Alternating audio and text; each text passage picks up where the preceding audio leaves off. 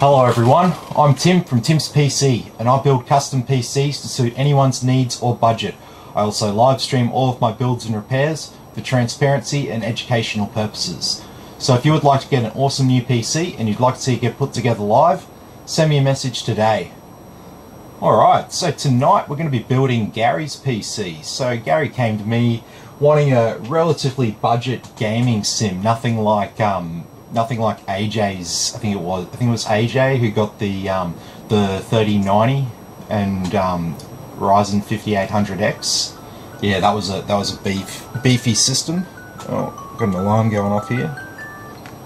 Sorry about that. But he sent me the specs of his mate's PC and roughly, you know, what he had in mind for a budget, and I was like, oh, we can sort of beat his specs. So anyway, here we are tonight. So I'll go through the specs that we've chosen here tonight. Specifically, one thing that Gary wanted, he said, oh, you didn't want it to be water cooled, but I said, you know, look, we can put on a nice looking air cooler that'll, you know, fit in with the black theme, and you know that won't cost you very much. It'll cost you roughly the same as a water cooler that would perform as well as that. So you know, it's much for muchness in a lot of cases. So let's go through the components here tonight. Starting with our CPU. So this is the Core i5-10600KF. This at the moment is the price to performance king for a gaming CPU. So you can pick this up for $299, and this far outperforms a Ryzen 3600. So if you are looking for pure performance for your dollars, this is the CPU for you. It's at $299. It's a really good price, and I'm seeing the one with onboard graphics, which is just the K version. That one's going for only about $50 more. So if you want the ability to have the onboard graphics with it, $350 is not a bad way to go. So you know, if you're not looking for, you know, if you're not looking to upgrade to Ryzen 5000 at some stage, if you just want the best performance for your dollar, excellent way to go. Have you heard about the 3070 Ti and 3080 Ti? Hey Brian, yes, there will be a 3070 Ti and a 3080 Ti. There will not be a 3090 Ti. So, at least at this stage. So, the big news isn't really 3070 Ti and 3080 Ti. So they're all built on the same GPUs that 3070 and 3080 are built on. So it's not like these are going to come in and the supply issues and the pricing's going to be sorted. It's not going to be like that. What we are going to see soon, hopefully, is the 3050 and 3050 Ti. Now those two cards fill a gap in the market, and I'll be very happy to see them, as will a lot of you guys watching this, looking at building a budget gaming rig, and not wanting something better than like the 16 series, not wanting to be ripped off on a 20 series card, but wanting to spend about $500 Australian on a graphics card. This 3050 is going to fill that gap just nicely. You know, put that under $2,000 gaming PC that's, you know, modern and up to date back on the table, which would be a nice thing. So, like I said, we've got the Core i5-10600KF, and we've got a cooler here for it because this particular SKU, because it's a K series, it requires a cooler. So we have to purchase this together with some sort of extra cooler. We can't run this with a stock cooler, it's just not enough cooling capacity for it. So for our memory, we've gone with 16 gigabytes of the team group. The T-Create is their sub-brand, and this is, what is this? This is the 3200 megahertz CAS latency 16 memory. We've also got a 1 terabyte Crucial P1 SSD for our storage. And we've gone with the Gigabyte ultra durable Z490 AC motherboard. So what AC refers to is the fact that it's got onboard Wi-Fi. So that's always an added bonus when we get a motherboard. It adds a bit of value to the overall proposition. Sometimes you'll see me install a Wi-Fi card in a build, and sometimes you'll see me use a board that has onboard Wi-Fi. And usually the reason why you'll see me use one or the other, it's not because one's superior to the other or anything like that. It's literally just a case of, oh, okay, this particular motherboard that was really good, looked really good, had good features, was on special for this much money, and it didn't have Wi-Fi. The one that's equivalent of that with Wi-Fi was going to cost an extra $80, whereas a Wi-Fi card of the same spec was only going to cost $55. So I'm always going to go for the option that's going to save you money and be just as good as the other option. So I always look for those sort of deals to get a good price for people.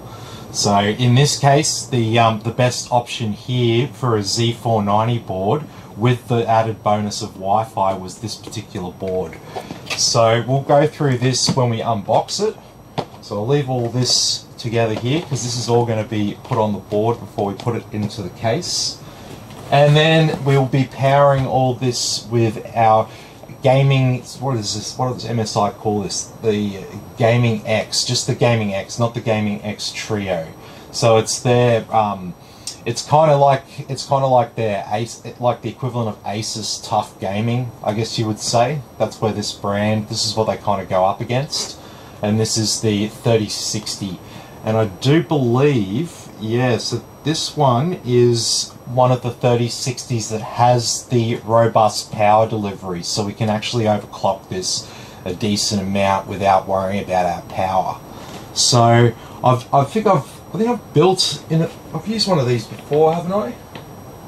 I'm pretty sure I have installed one of these before, and I was surprised to see that it did have the dual connectors. I thought all the 3060s only had the single 8-pin.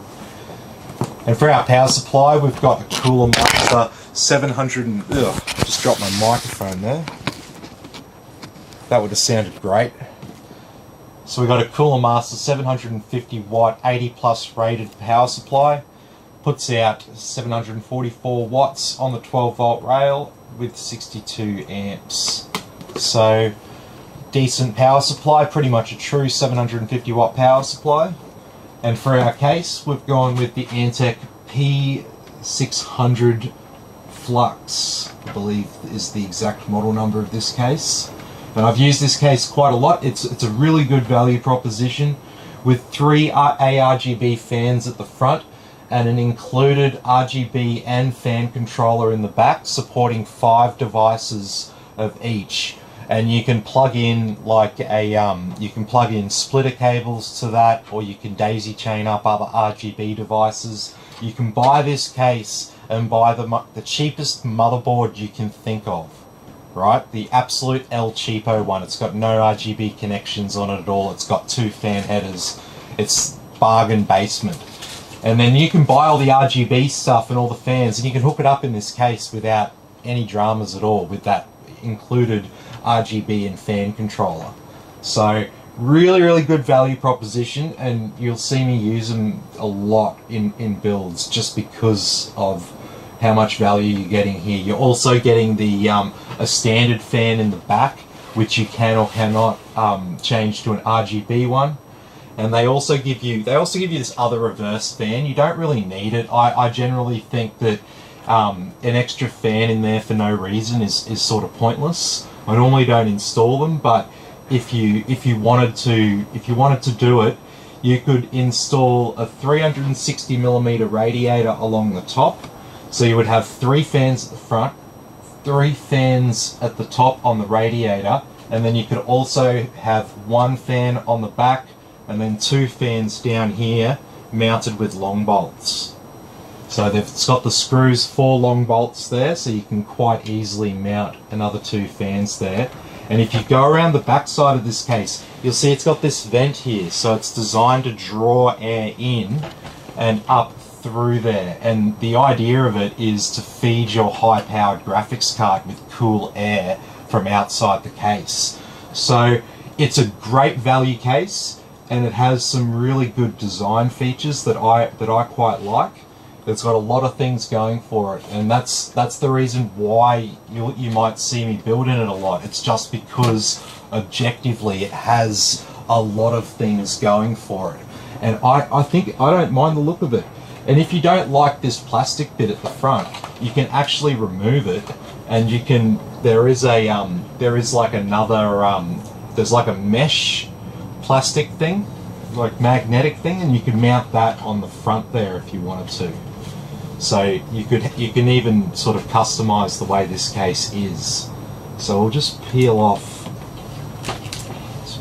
this.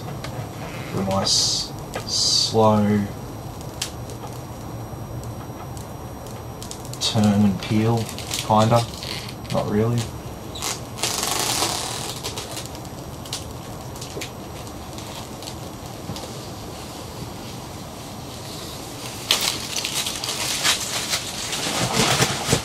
There we go. So there's also some plastic on the other side of that, but we'll get to that when we start to prep our case. We'll turn our attention now to the motherboard. So what have we got in here? It's a motherboard. We're off to a good start here. You know you're winning when you open up the box and you've got the product that you paid for inside it. That is always step one of winning. What have we got here? We have a book, a CD. I really wish they'd stop making CDs. It's such a waste of resources. You know, it's just a bit of plastic, but it adds up. Alrighty. So Gigabyte have actually screwed in our M2 offsets and screws onto the motherboard, so we don't have anything to stuff around with there. So we can just get straight on to unraveling, and we'll go through the features of this motherboard, because it's actually a pretty well equipped motherboard here. Oh, and if you're wondering, so this case retails for $110 Australian. So, yeah, really good value for what I described.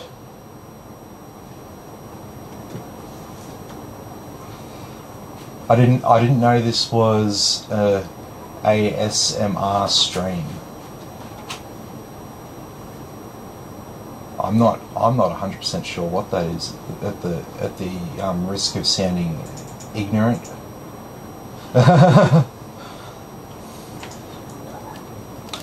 Could be a typo, or could be me being ignorant of something. Anyway, let's get onto this motherboard here. So, pretty good value here for our money on this one. Oh.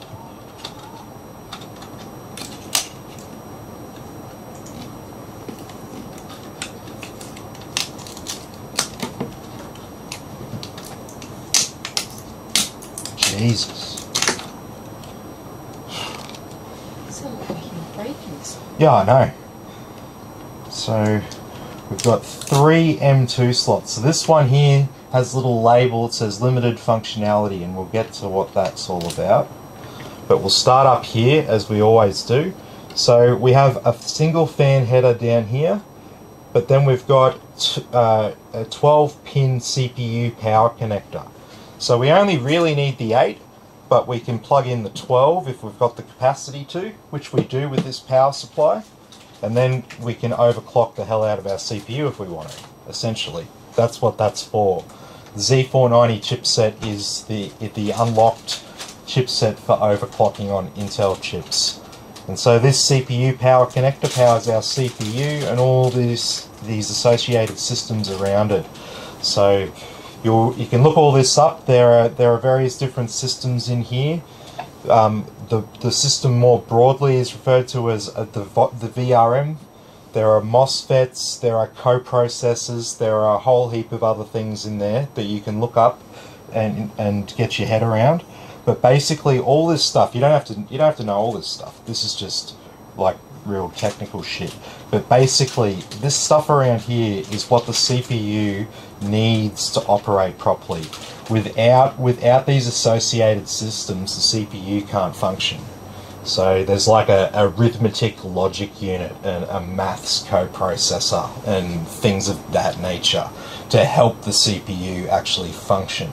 So that's what all this stuff is here, and it's got all this like heat sinks on it and stuff because, you know, like we put a high powered CPU in here, and it puts a lot of stress on the associated systems because it's not just the CPU that gets a workout, it's the motherboard as well. So they put all these heat sinks on here basically to spread the heat around because these components get like hot spots on them, and that's the biggest thing that causes wear. But if they can spread that heat out, the wear gets essentially spread out with it. So over here we have another fan header here. It's a grey coloured one, so it's designated for our CPU. We've got, what have we got? Nothing up here. We have some jumper headers here, not sure what that is without looking that up in the manual. We've got two RGB headers here, a 12 volt and a 5 volt. We have dual channel memory, 4 slots, 2 channels, so channel 1, channel 2. And so yeah, our memory is always, you always see memory up here because like all this other stuff that I said is like integral to the operation of the CPU. The memory is also integral to the operation of the CPU. You can have like nothing else potentially plugged into the motherboard, just the CPU and the memory, and you'll at least get a signal from it. It'll at least do something, provided the CPU has onboard graphics. But you know, without those two things, you won't get anything. Over here we've got our 24-pin RTX power connector for, this is basically what powers the rest of our motherboard here. We've got a fan header here. We have a USB 3 header here, so this is for our front panel USB 3. We've got 6 SATA ports here. None of them will be in use in this build. Down here we have our front panel connectors, and we've got these 2 little pins above it. This is our clear CMOS header. So we can use that to reset the settings on our motherboard to default if we ever have to, if we run into problems. We have another fan header here. We have a Q flash button for flashing different BIOSes to the board. It's more of an enthusiast feature there. Normal users won't be touching that. We've got a USB 2, another fan header, trusted platform module. We have another 2 RGB headers. Looks like we've got LED demo, Thunderbolt, SATA DOM? No, it's not SATA DOM. There's a COM port there. Sony Philips digital interface header there if you're running like an old graphics card. Front panel audio there is the final one down there. And this whole system over here, this is all the audio. So you'll see these little gold capacitors here. They're like insulated so that the electrical signals are not interfered with other things on the motherboard, because that's the main thing that can interfere with like PC audio, is electromagnetic interference from other parts on the motherboard. And so that brings us around the back here. You always find your audio down this end of the motherboard because they try to keep it as close as possible to the audio, and they keep all that audio in that bottom corner. They find that that's the place on the board that has the least interference. And so, what's that? Hey Blair, how you going? So we got gigabit Ethernet here. We've got, what's that? 6 USB 3.2s or above. We don't have USB Type-C on the back here. We do have a HDMI port here, but we won't be using that in this build. Do I have a HDMI plug?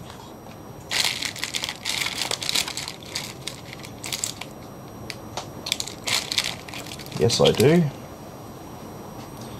So I'm going to put a little plug here in the HDMI because we're not going to be using that with this build, with this CPU. We've got our Wi-Fi here as well, 2 USB 2s, and we have a PS2 port for our older keyboard and mouse. Anyway, that brings us to the final part on this motherboard here, this stuff in the middle. So starting with this sticker here, so it says limited functionality check manual. So what this means is this particular M2 slot is going to run at slow speeds. It's probably going to only be connected X1, whereas the others are connected X4. So that number is basically, you can think of it as speed. It's how many lanes is connected to it.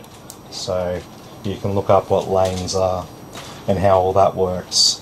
But basically that one there will be a X1, the same as that port there. Those are going to be essentially the same thing, just connected differently. So this one down here, this is our main PCIe slot. So this is our X16 length and X16 connected slot. We've got 2 more M.2 slots down here. I would be assuming that both of these are going to run at full speed, X4. But if not, it would be a case that this top one will run at X4 and this bottom one might run at X2. You'd have to check the manual to find out specifically on your motherboard what that looks like. So we've got this other slot down here that's the same length as that one, but it's only connected X4 of the way along. I can see from this angle how far that's actually connected underneath the slot there. And then we've got 2 more X1s down there at the bottom. And then this final bit here where it's a bit of motherboard branding, it says UD series, that's where the chipset on the motherboard is. So this is the other part, this is what you're paying for when you see the name Z490, B460, B550, X570, etc, etc. That's what they're referring to, the chipset. So this is the sort of unique part of the motherboard. All this other all these connectors and stuff like that, they're pretty generic. They're used on different ones, but this is the unique part under here. And this part here essentially controls, essentially interfaces all these connecting systems with the CPU. So the more intensively you use it, the more strain gets put on this. So on more intensive motherboards, you'll see bigger heat sinks. On X570, it gets so hot on the chipset that they actually need to have a fan on the chipset on X570 boards. So anyway, that pretty much covers this board in a bit of detail. The only thing I didn't cover was this little battery here. So that's the CMOS battery. So that's what stores your motherboard settings after you turn it off. If not, every time you turned on the computer, it would essentially think it was built for the first time again and would have to reinitialize everything. That little battery does, and if you find your computer responding, like if you just turn it on one day and it's like, oh, new system connected, new CPU connected, and you know nothing new's happened, it's probably that battery's gone flat. So it's no big deal. Sometimes people think their computer's like destroyed or something like that, or it's on its way out, but it just needs a little replacement battery. So anyway, let's move on. Let's do our CPU now. So we don't have any cooler to install from this box. No stock cooler is even supplied with K-series chips from Intel. All just come in this little cardboard sachet like this.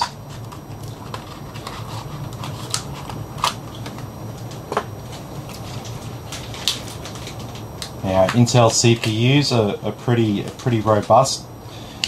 It's hard to actually damage an Intel CPU just from touching it or dropping it. What is delicate though is the socket, and that's why it has that plastic cover over the top of it.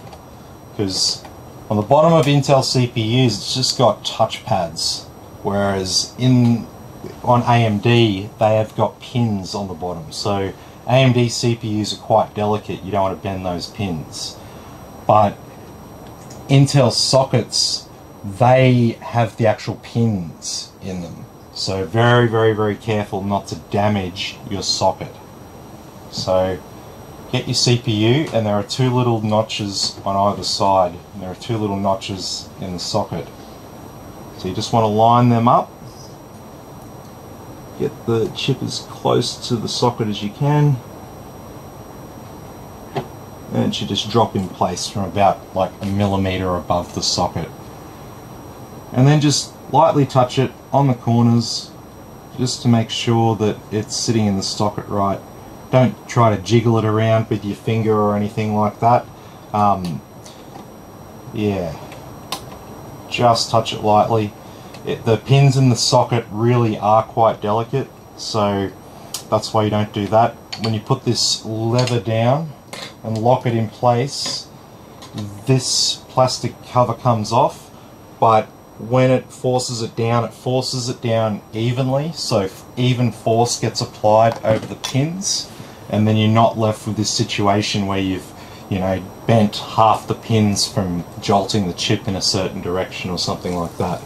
So that's basically all you need to know about installing Intel CPUs. It's pretty easy, but it's very easy to stuff up.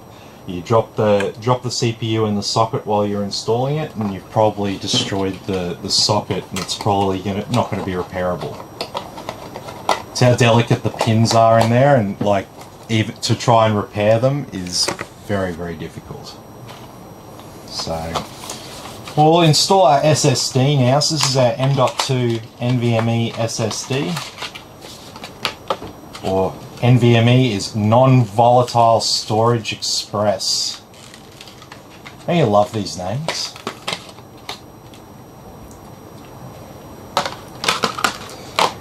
Anyway, basically it's a very fast SSD, much faster than the old SATA SSDs like this one. These are limited to like 600 megabytes a second for read and write speeds. These ones essentially realistically don't have too much of a limit as such.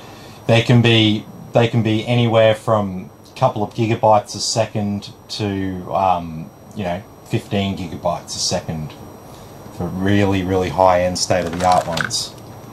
And you can get them in capacities from, you know, like 250 gigabytes all the way up to like 8 terabytes. So that's all you need to do. Is just probably need to install an offset and screw on your motherboard. Some of the gigabyte boards come with them pre-installed. Not all of them, but some of them do.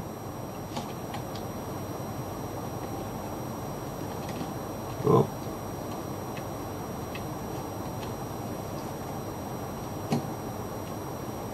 Just slot in there on an angle. Let's get the angle right and it will slot in nicely.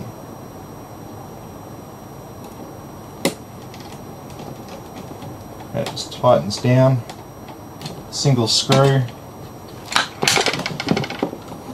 And then we've got our CPU installed and our M2 drive installed.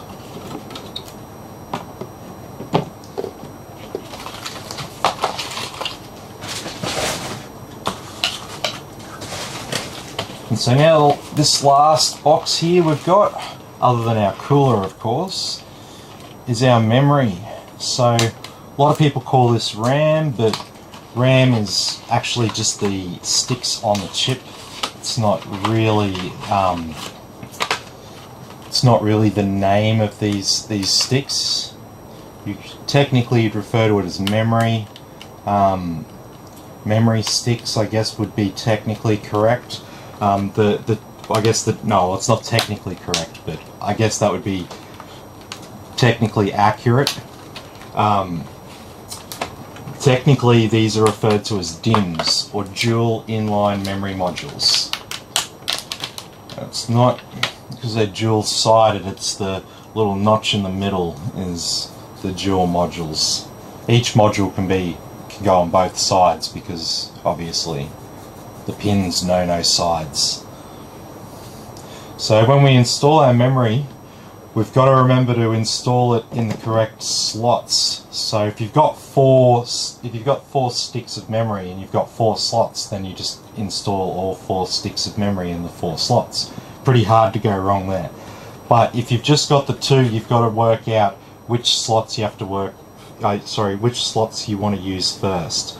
And so On this motherboard, we're going to use these two grey slots first. They've actually coloured them differently. So that makes it very, very easy for someone to put the memory in different channels, because you don't want to put your memory in the same channel, because each channel can be accessed at the same time by the CPU. So there's a latency improvement from having the two sticks in two different channels. So you can have, like, essentially think of it as like two different programs are stored on two different sticks, and then the CPU can access both of them at the same time.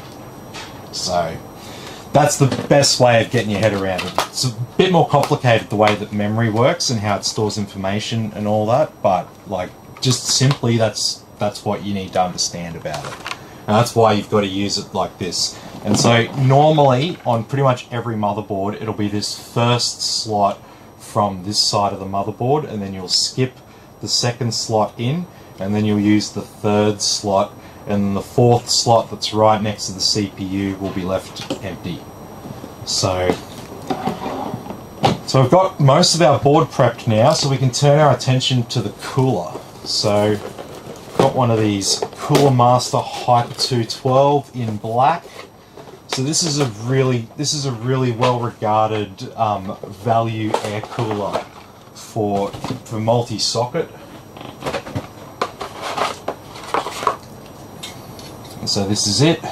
So a nice solid heat sink and a high flow fan on it.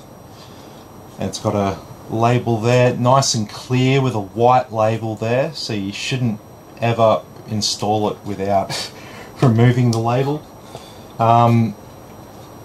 Does it have the capacity for, does it give me the extras? Yes, it does. It gives me the extras. So what we'll probably do is, I'm gonna remove this panel.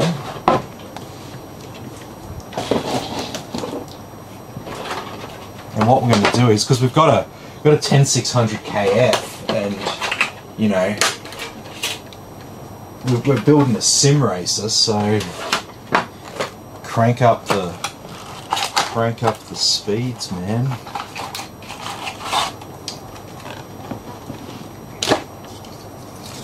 So what we're going to do is we're going to mount a second fan to this.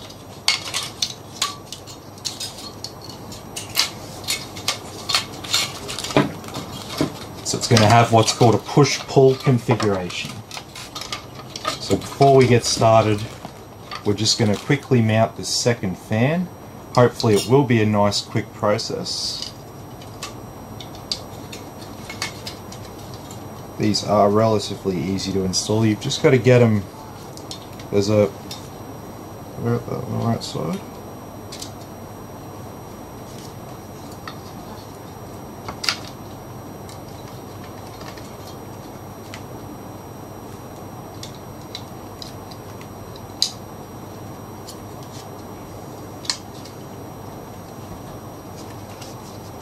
Yeah.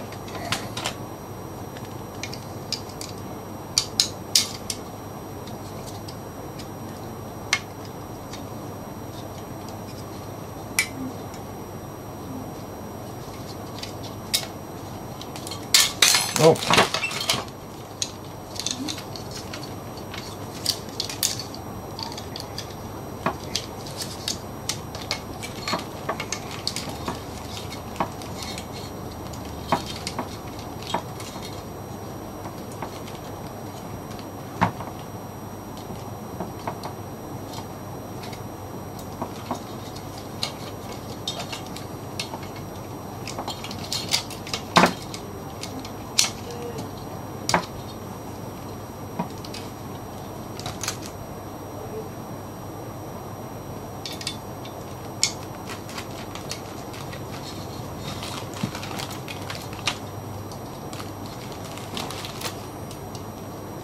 There we go.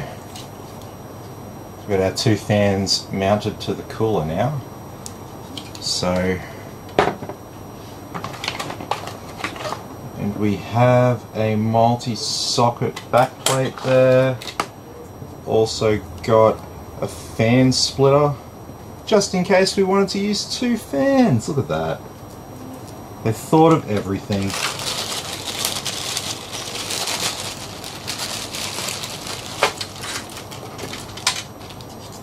Oh, I probably shouldn't have installed that yet. You know, considering I'm going to have to put mounting hardware on it. Take it all off.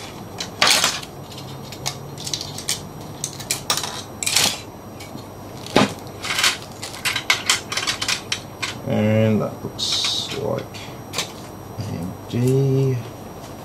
Looks like Intel.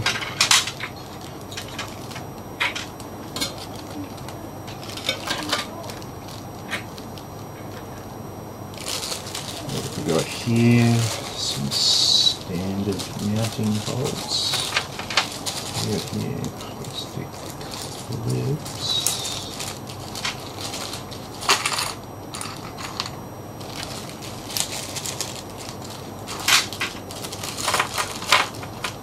Okay.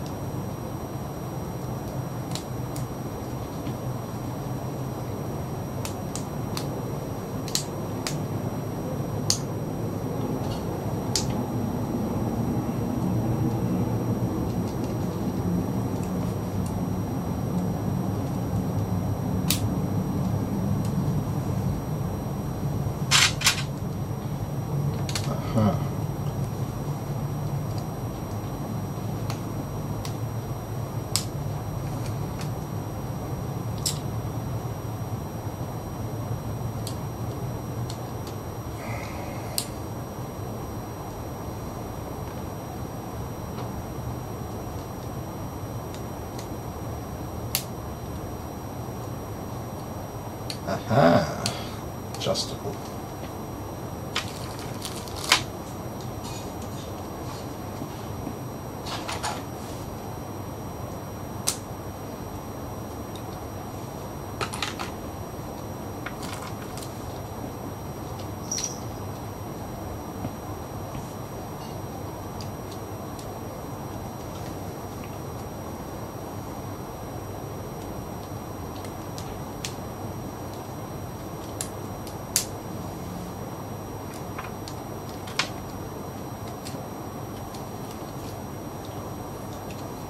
So they do have some, they do give you instructions and stuff for this. But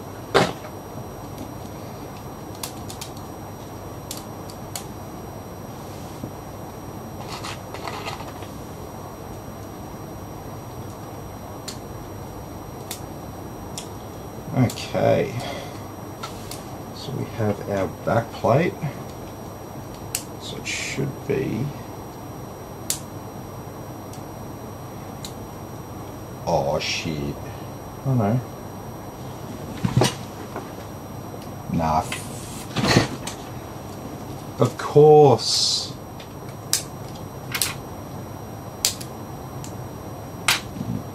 after all that, did it in the AMD side.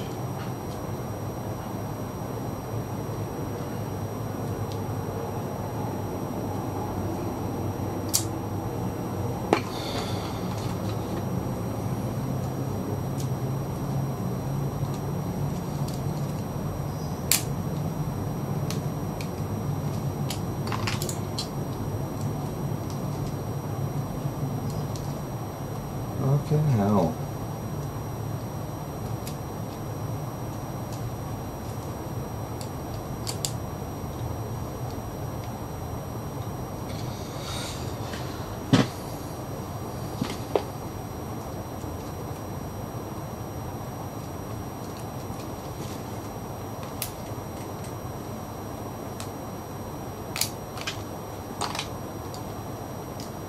Oh well.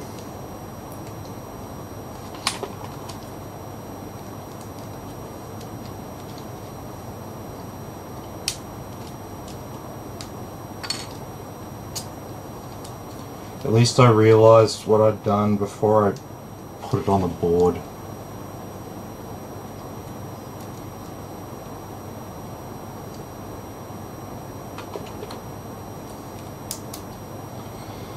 Okay.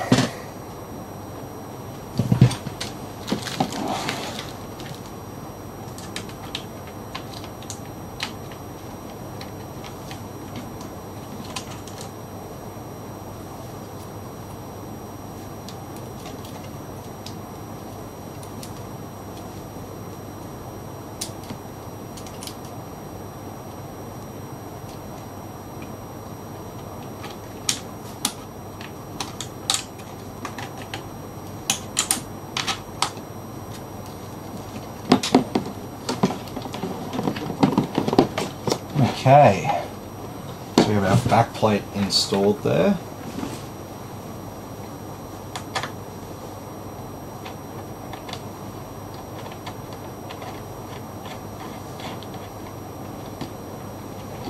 Did they give us?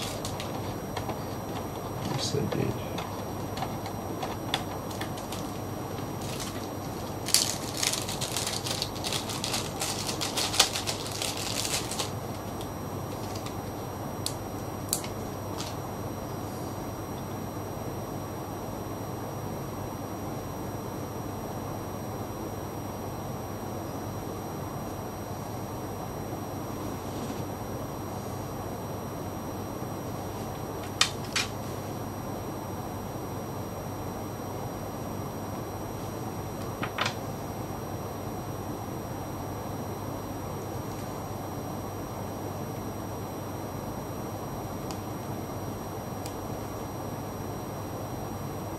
No, what are these for then?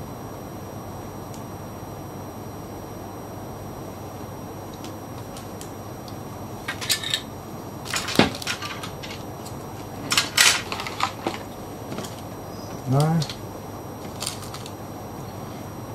So sometimes they'll give you little offsets that these will go over the bolts. Sorry. Let me try that one again. Sometimes they give you these little like washers that go down. Just kind of separates the bolt from the board. But you will find that pretty much every motherboard is a standard design. They won't have anything conductive on the top side of the socket around where the holes for the cooler are.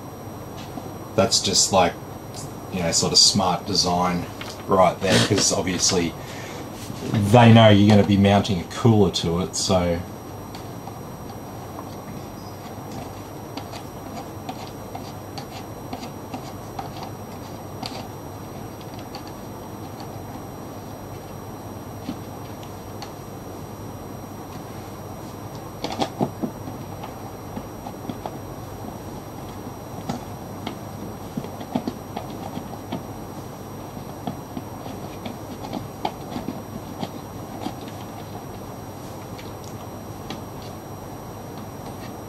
okay.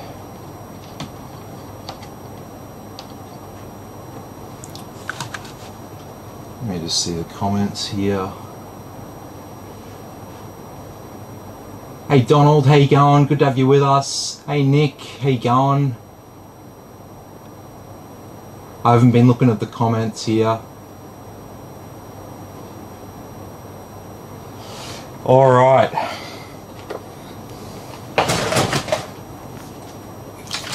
So now we can put our mounting brackets onto the bottom of our cooler here. So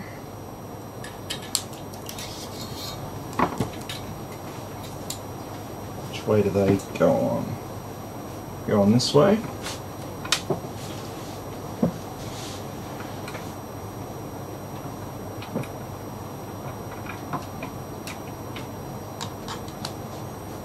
Looking like they are.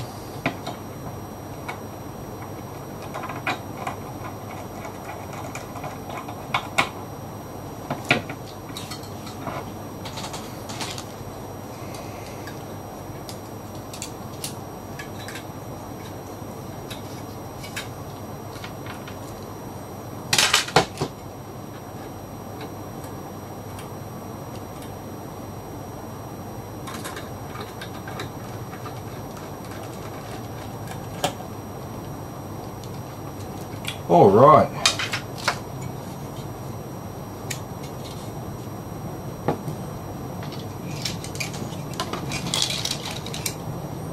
So we can reinstall our cooling fans now.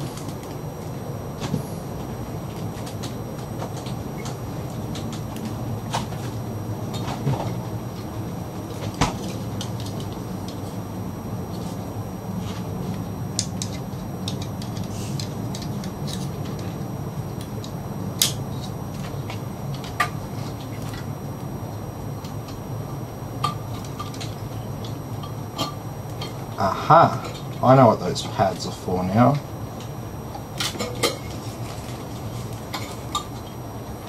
They're anti-vibration pads for the extra fan that you can install at your own expense.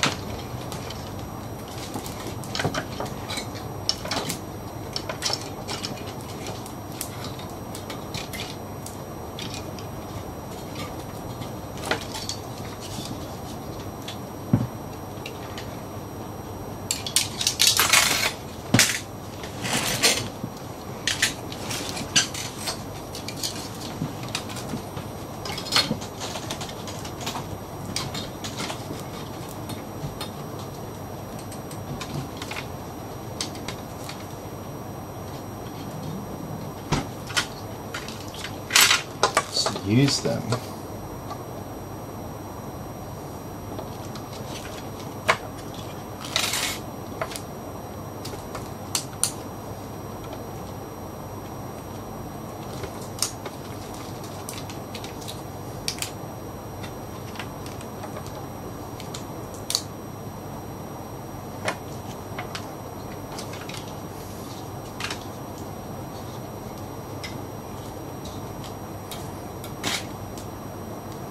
Well,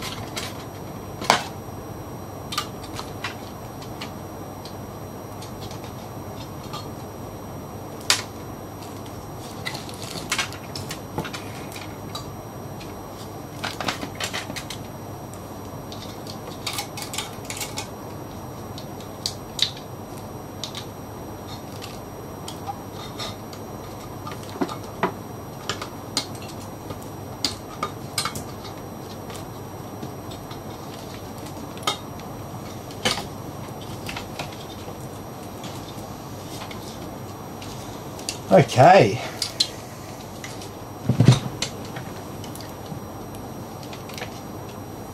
Where have we got fan headers? We've got fan headers up here, so... Sticky.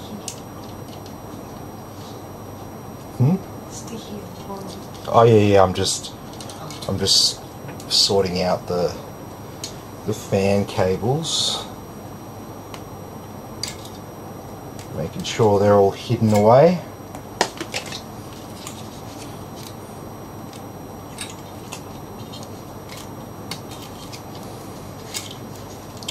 So we'll be running them both the same ways. So they can go under there. So we're mounting it cooler master. We want the writing to be up.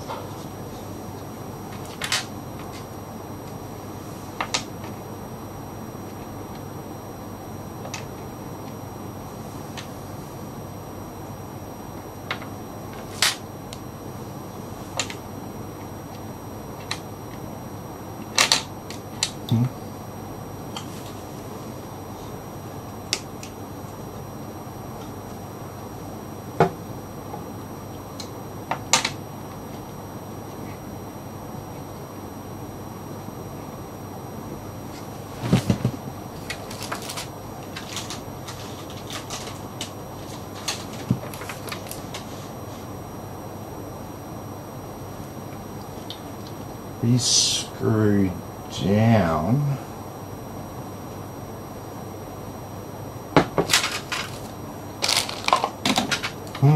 Interesting.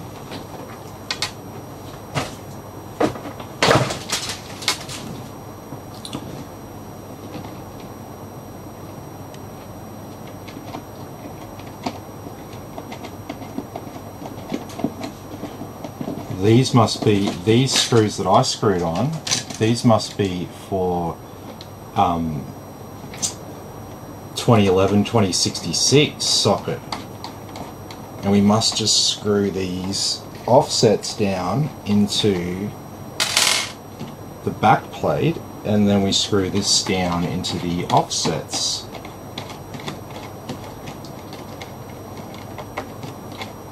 Look at that.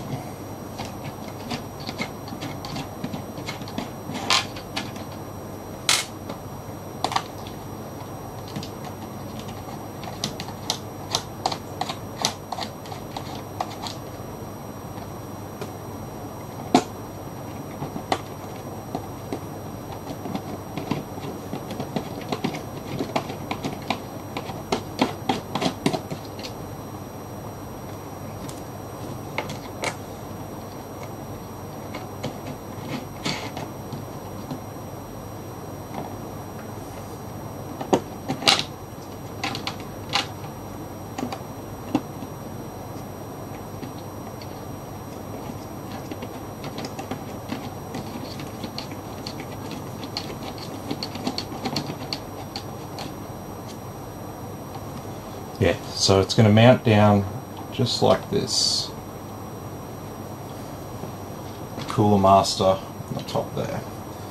Before we do that, we're going to get some thermal paste on the CPU, because we want a good quality layer of thermal paste here.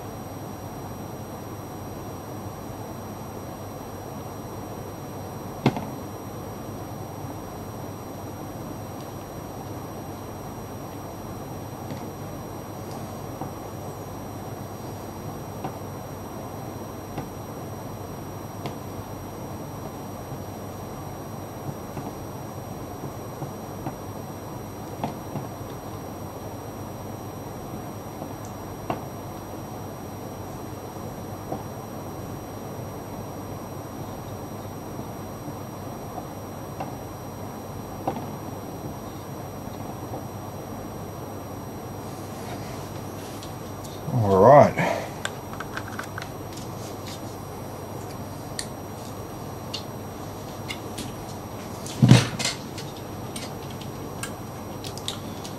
So we're going to make sure our cables are going where we want them to.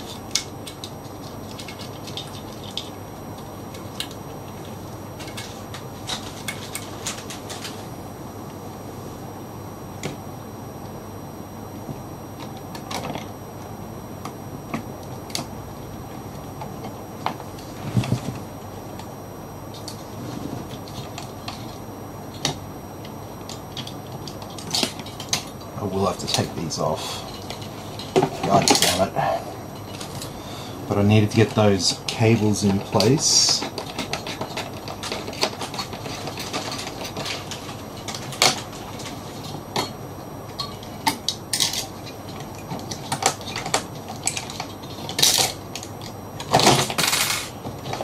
At least those cables are in place, because we want to conceal these fan cables as much as possible. So we want to make sure that we're running them underneath these screws so they're out of the way.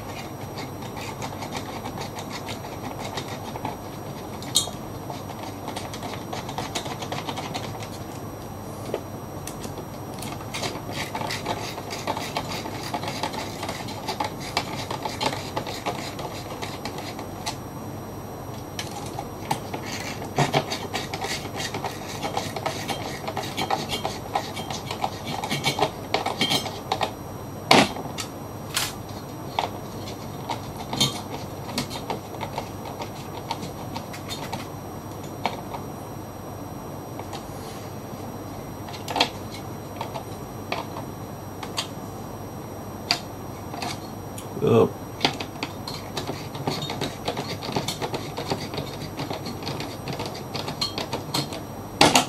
There we go. And so now we can finally put the arms on the fan and be done with it.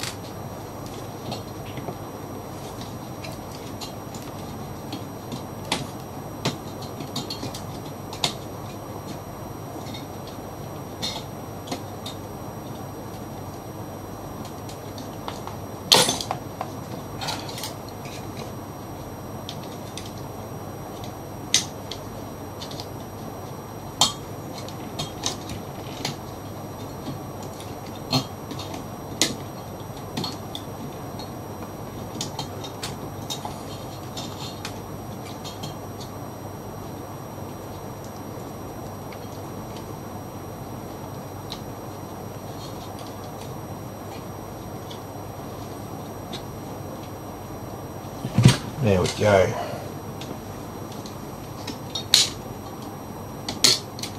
Oh.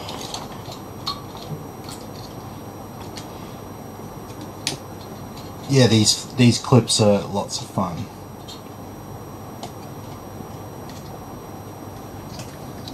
All in.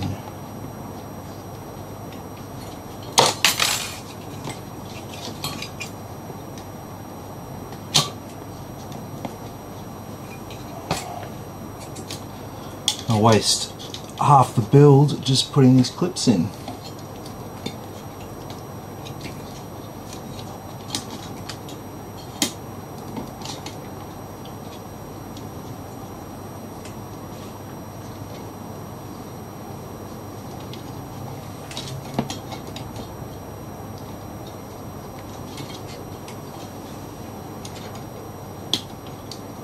Hang on a second.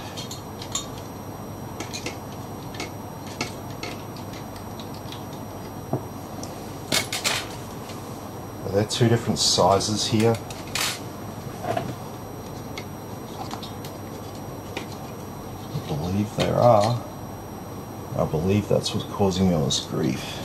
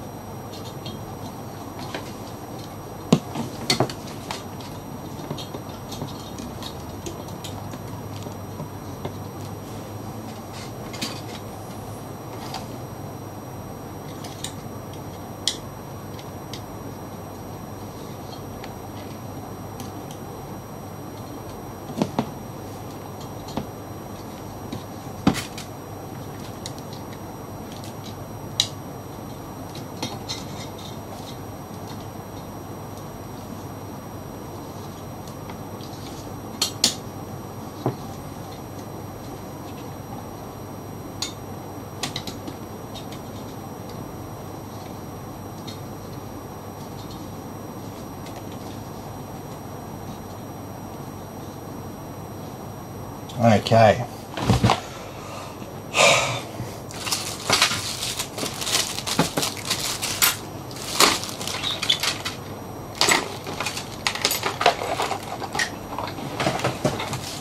Okay. After all that, we have our cooler installed on the motherboard there.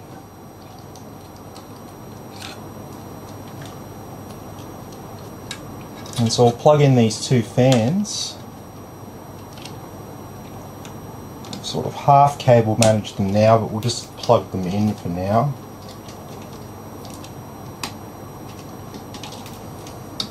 And so now we've got our board prepped.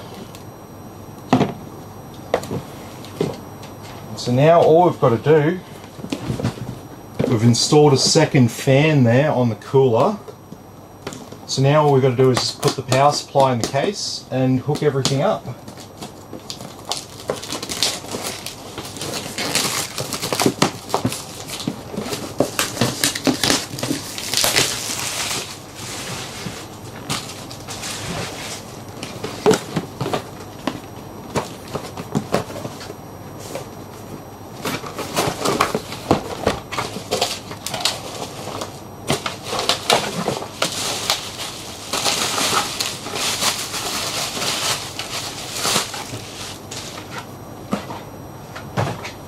Okay, so here's our power supply.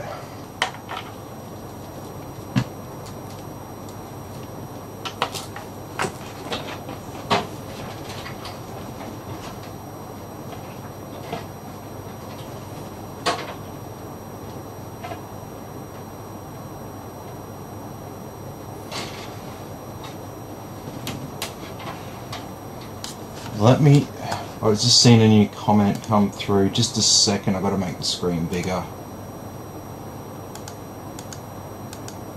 My wife's like the moderator while I'm doing these, but see, she goes to bed soon.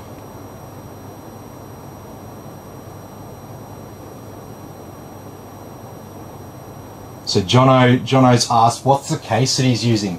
So this is the Antec D600 Flux, or P600 Flux.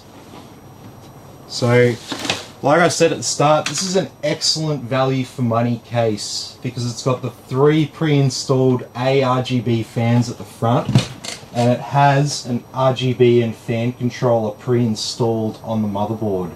And it's just a standard PWM fan and RGB. It's like standard 5-volt RGB controller. Plug in with a SATA. You've got an addressable 5-volt header for the motherboard, and you've got an addressable pulse width modulation header for the fans. So you can address the speed of all the fans and everything like that. So, and for $110, this is a really good value for money case. And so for this build, we're going to be mounting the power supply face up because we're going to be using this as an extra exhaust fan for our case because we want to try to balance our airflow. So we've got 3 fans on the front sucking in cool air from outside the case. So we want one fan on the back there exhausting air is probably not quite enough. But if we have it team up with the power supply, won't have too much of an issue there.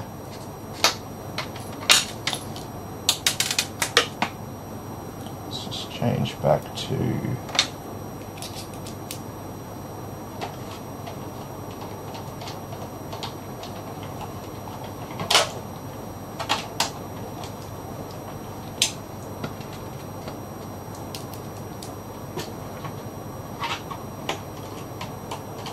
so not all cases will let you orientate the power supply whatever way you want. Some of them are directional, either up or down. If you've got plenty of case fans and stuff like that and your airflow's balanced, you might just mount your power supply face down so it's not impacted by the thermals in your case. But we're not going to have any thermal issues with this build, so I'm not seeing the orientation as a problem. Alrighty, so we'll have some mounting hardware here for the case. There's our hard drive tray.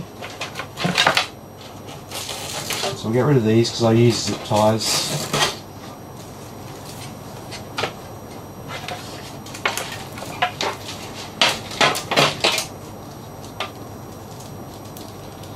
Okay.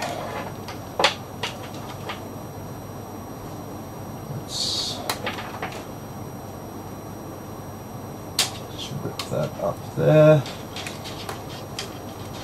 It's going somewhere else. These are all going in the same place. So I've got all these cables here. We need these. They do a terrible job of cable management here. But what do you expect? It's a cheap case. It's got the right features. So if this is the biggest problem, then it's not really a problem.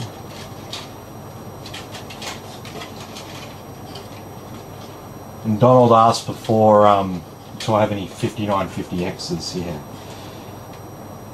Mate, if I had a 5950X, there'd be a post up on my Facebook page right now saying, got a 5950X, who's looking for a new PC build with a 5950X, send me a message today.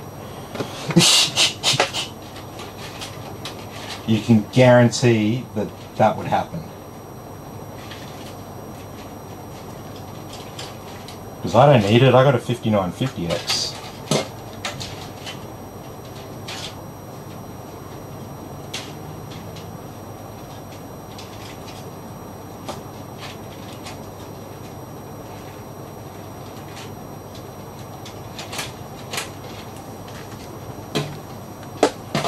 I actually do what I can do to talk people out of the 5900 and 5950X.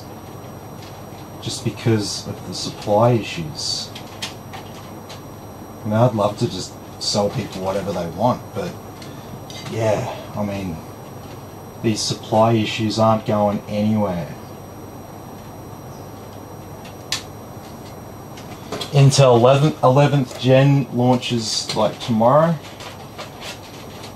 Sorry, not tomorrow, it's on Wednesday. Feels like Tuesday already.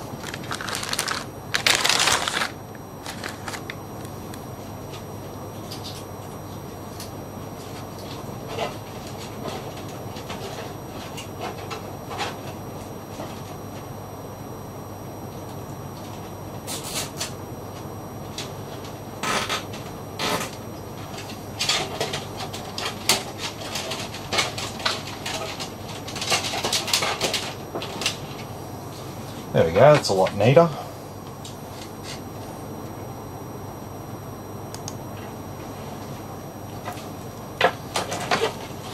So we've got all these cables here, so we're not actually going to need them all. So we're going to need this big one for our motherboard power. We're going to need this one for our graphics card. We're going to need this one as well. This is another power supply for our graphics card. I'm going to run 2 cables into it. We need this one for our CPU. But the rest of these, we don't really need these.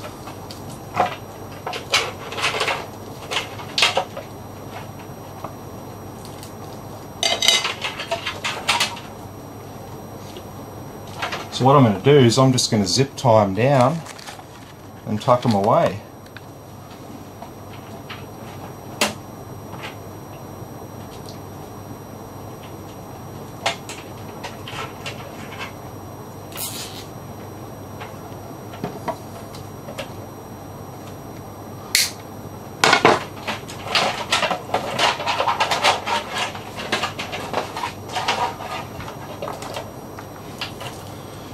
Now what I will do is I'll untie these, and we have this SATA power connector. Where is it? Here. So that'll need to be plugged into one of the cables that we just tied down. Let's find one up the back.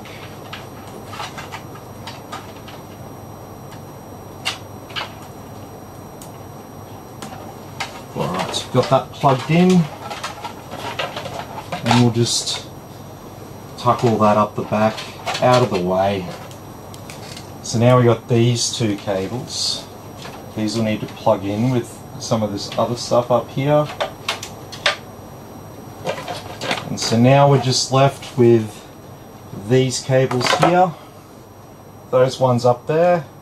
Now motherboard, we've already got our CPU cooler installed with all the fans, and they're already hooked up to the motherboard. Our SSD is already installed on the motherboard, so we can turn our attention now to the case and mounting our motherboard. So once you install your cooler, it's a good place to pick the motherboard up. Is actually from the cooler, because it's got a really good mount to the board, and it's the heaviest thing on the board. Everything else is kind of light other than the cooler, so if you're holding the cooler in your hand and you're moving that around, the rest of the board will just move with it. And so just hold on to it. You've got to make sure the offsets are in the correct space, but we're installing a standard ATX board in a standard ATX case, so not going to be any issues there with the offsets. If you were installing into a micro ATX case, you may want to consider checking that out before you actually install the motherboard. because if you have an offset in the wrong spot and it's contacting the back of the motherboard, you can short out your board. So it's an easy way to destroy your motherboard, and when you send it back for a warranty check, they're going to send back and tell you, no, sorry, that's user damaged. They won't give you money back for stuff like that. If they do, and if you ever hear of situations where people say, oh, they did fix mine for that, it's just because they were doing the right thing by you. They were trying to they did you a favour. For whatever reason, but they did you a favour if they did that, because they can tell, they got the engineers onto it. They'll just check it out quickly and they'll be like, yeah, it's shorted out on the bottom of the motherboard, most likely been screwed down on top of an offset that wasn't adjusted, and yeah, it's pretty obvious.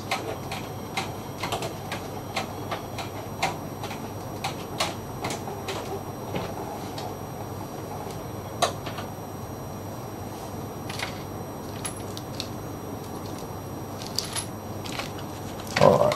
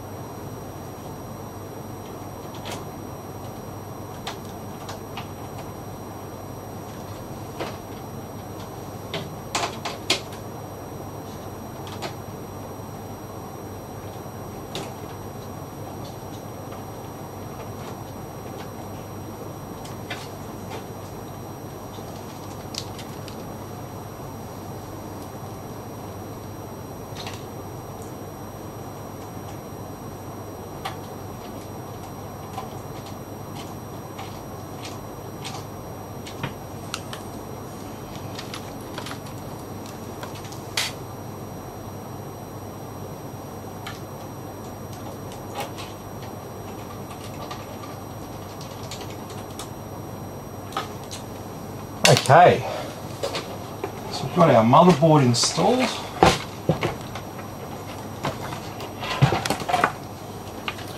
And so now we've just got a couple of cables to hook up. It's not really too much of a tedious job, and that's thanks to this case that we're building in.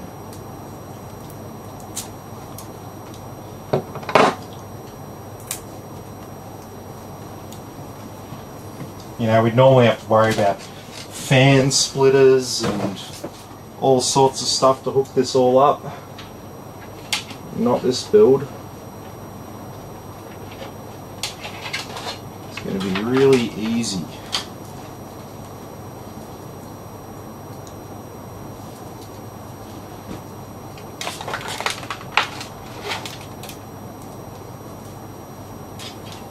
So I don't have one of my favourite things, the little bracket that goes into this plastic slot here, but that's okay.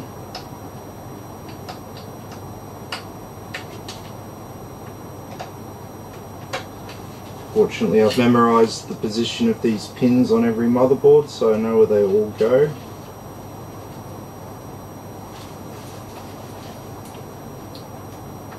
Including which way these little guys go around.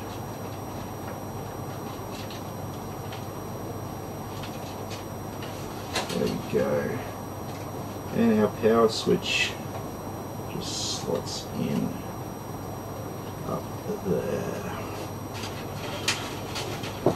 There we go. So now we just have front panel audio.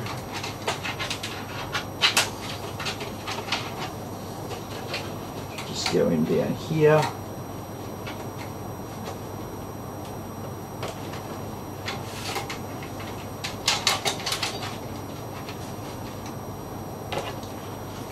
USB 3. Oh, okay. Just a sec, I'm going to say goodnight to my wife.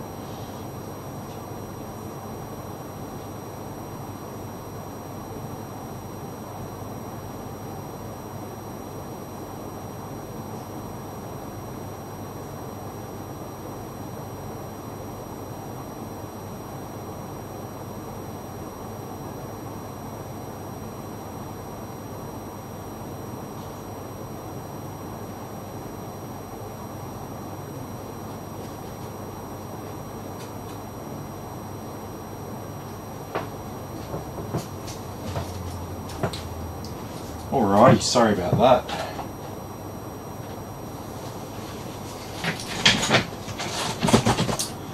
So yeah, it's definitely coming along. So we've got our front panel connections in place. We have our front panel audio in place. We have our fan header in place. We've got an RGB cable that we're going to plug in. And so we're just going to slide that up here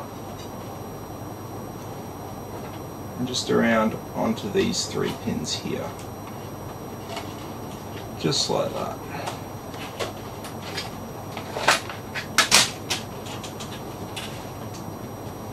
So things are pretty tidy around here. So for USB 3, so you can see that. Because it's a big long cable, we'll probably tie it up like this. So let me just grab zip ties.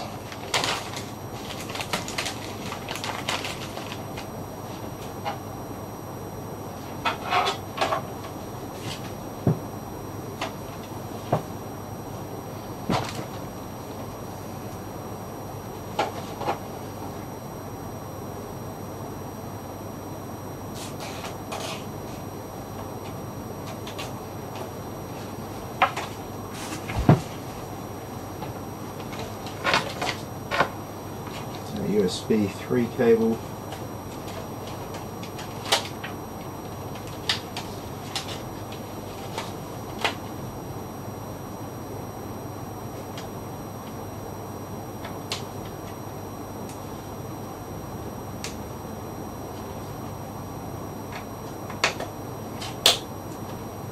Just like that.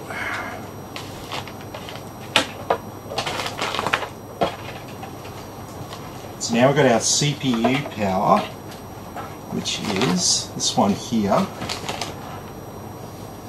And so what we normally do with this, just like we run the front panel audio down around there and down to there,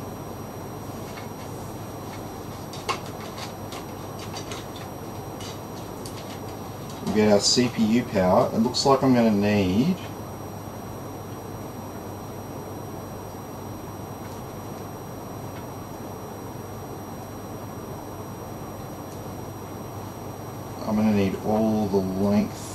this because of the direction the power supply is orientated in, but that's okay.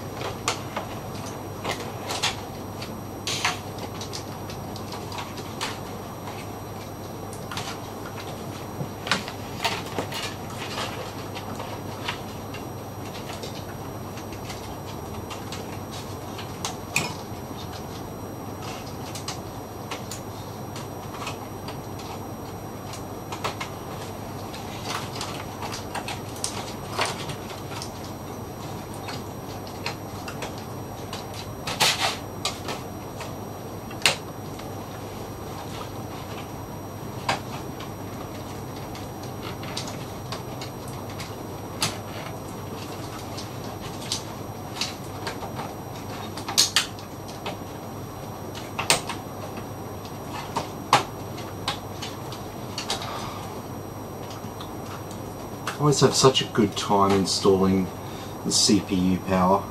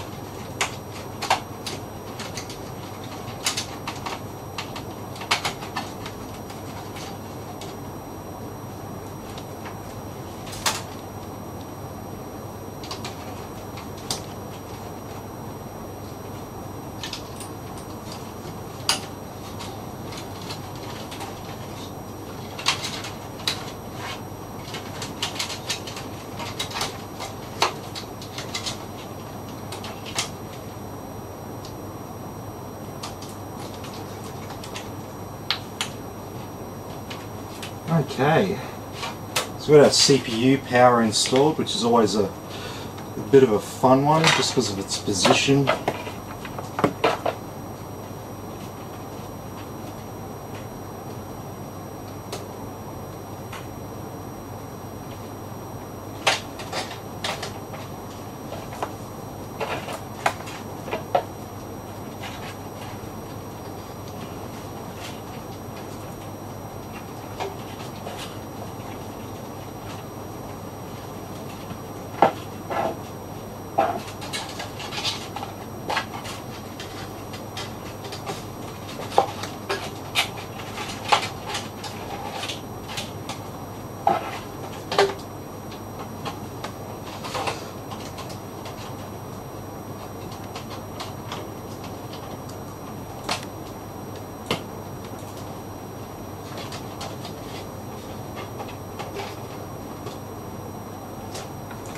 Alrighty. So now, other than our fans.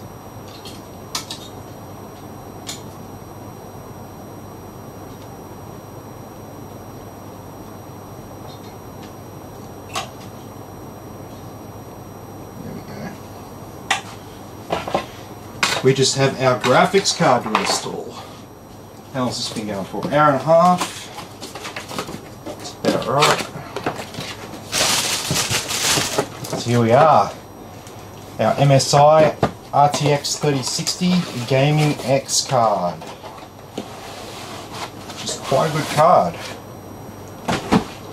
Definitely one of the better 3060s that I've seen.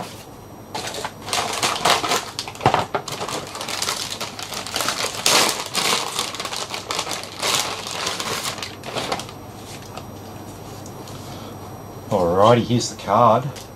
It's a beautiful looking card. MSI put bits of plastic over this. Of course they do.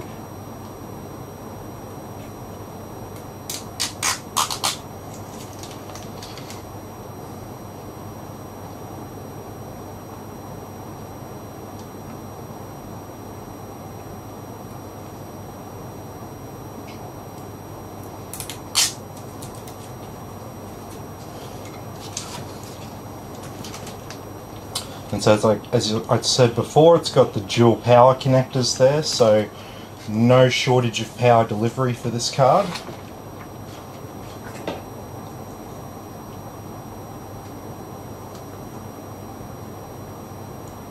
And we are looking at slots 2 and 3.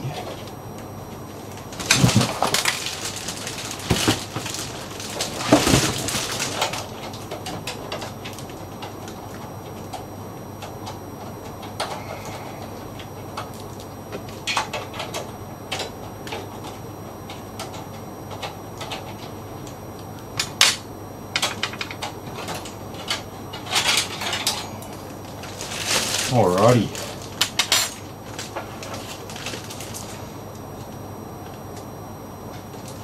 Oh, I might want to open this.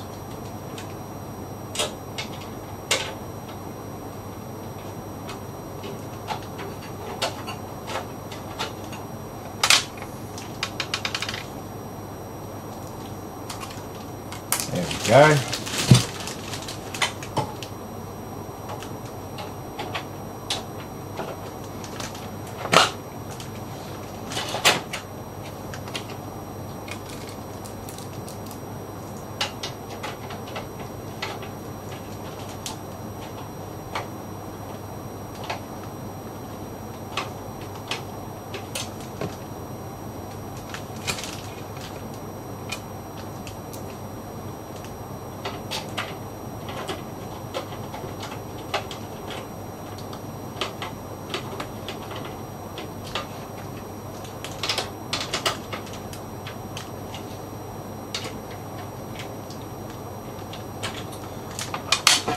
Alrighty, so now we just have our graphics card power to hook up. So we'll tile these down so they're not visible.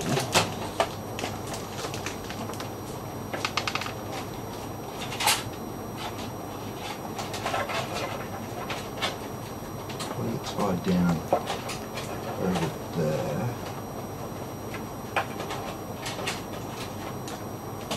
So if I can conceal some of these cables through here, that'll look pretty clean.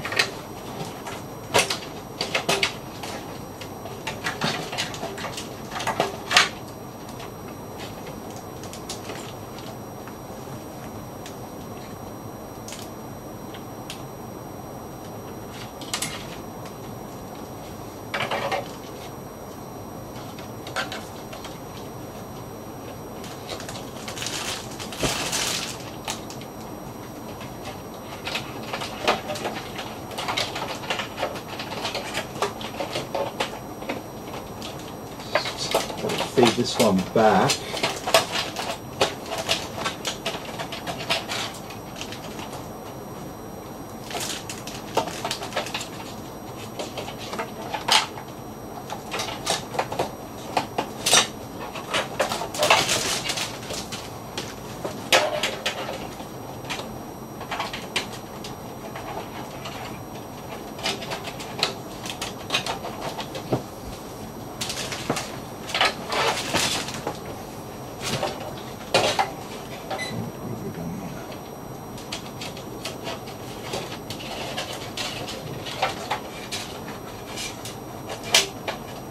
Take something through.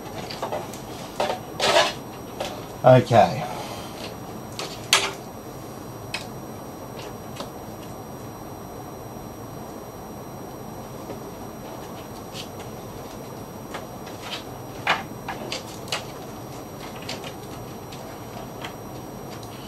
So that will go in like that.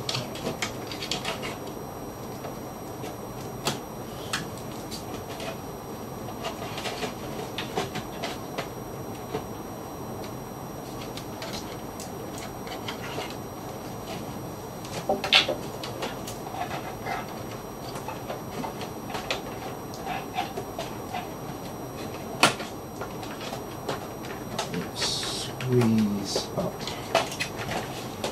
those little side ports.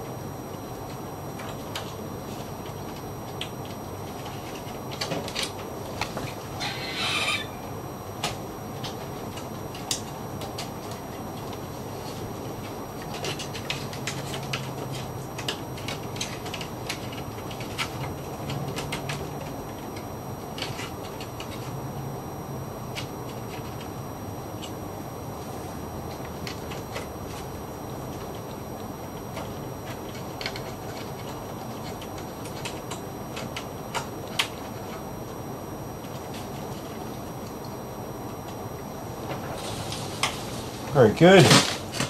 So I'm just going to quickly tidy up some of these cables back here.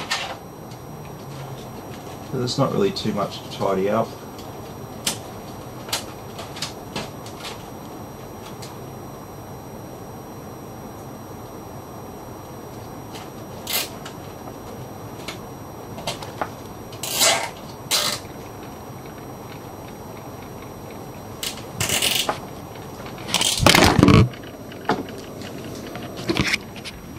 Microphone again.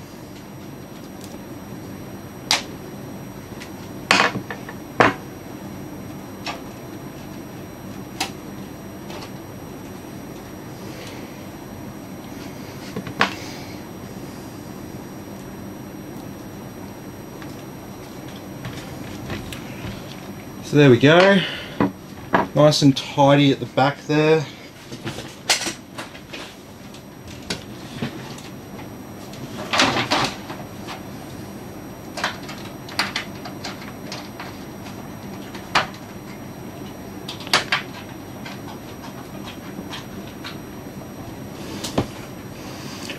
Nice and tidy at the front there.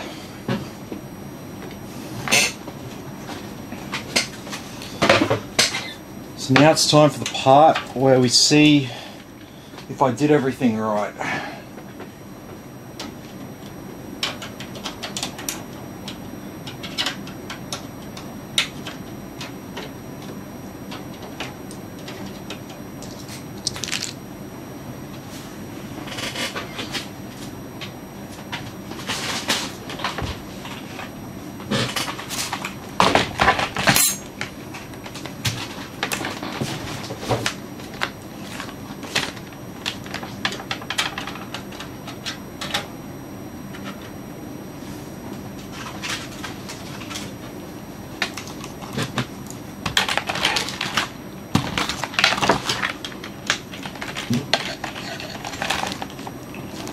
Oh.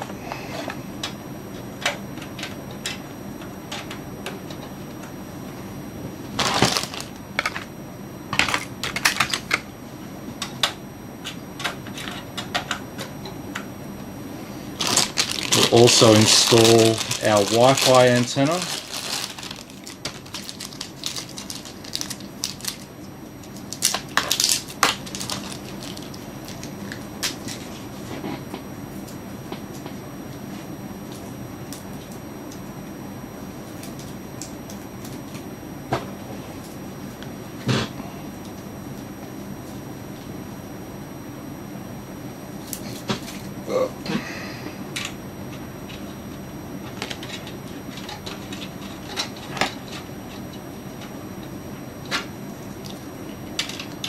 Yep, ready to go soon.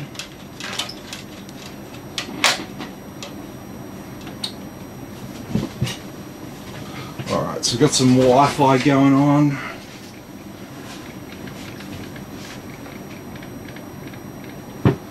So let's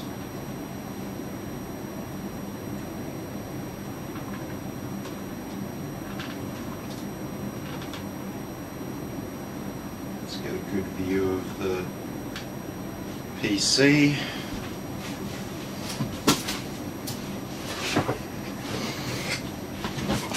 Alrighty, let's turn the power supply on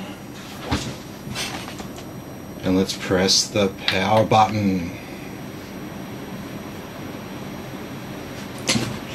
She's looking alive. But how alive is she?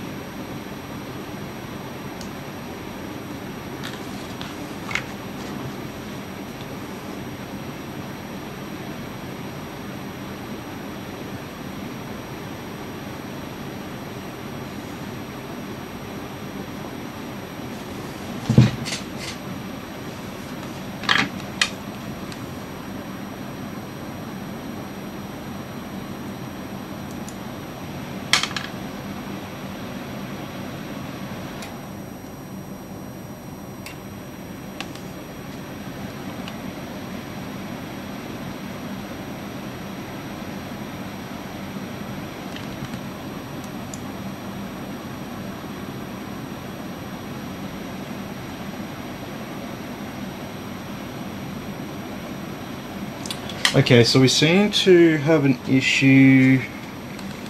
It's like RAM.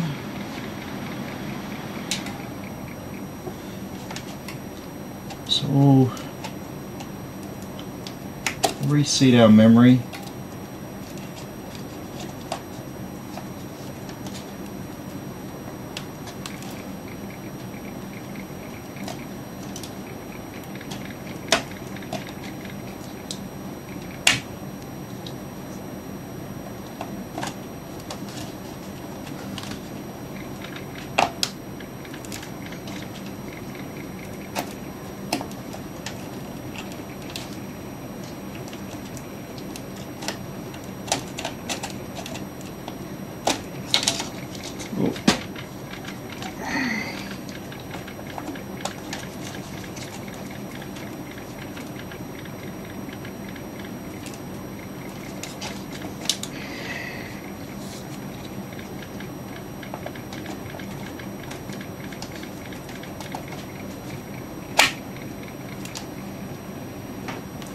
Okay, reset our memory and we'll see how we go.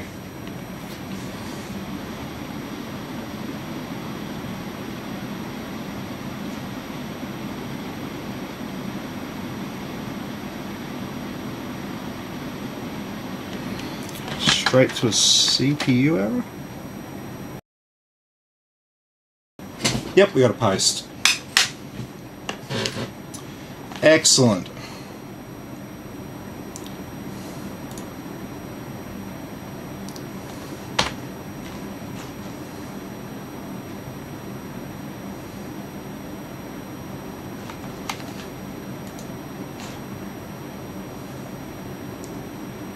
Okay.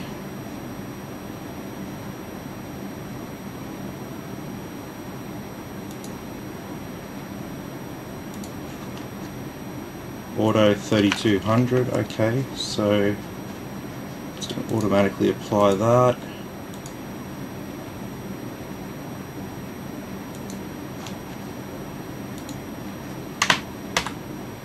Sweet.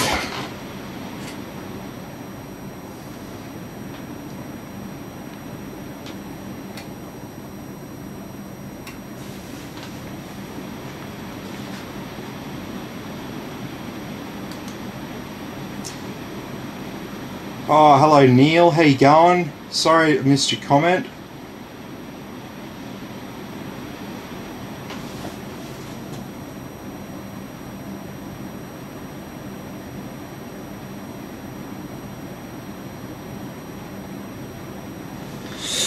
Neil has a question about AliExpress.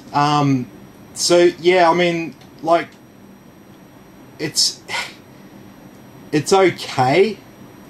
the thing you'll find is there is some dodgy stuff, and a lot of stuff that's up there isn't necessarily a good price. You've got to know the value of what you're looking to buy.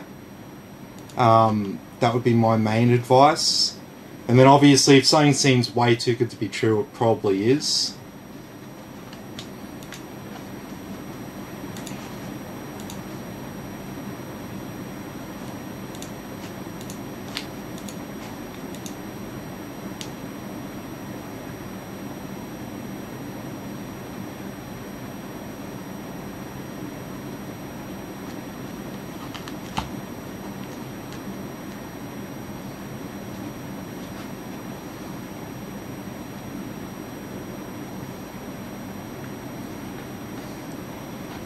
Fred asks, how much do I charge for a PC build?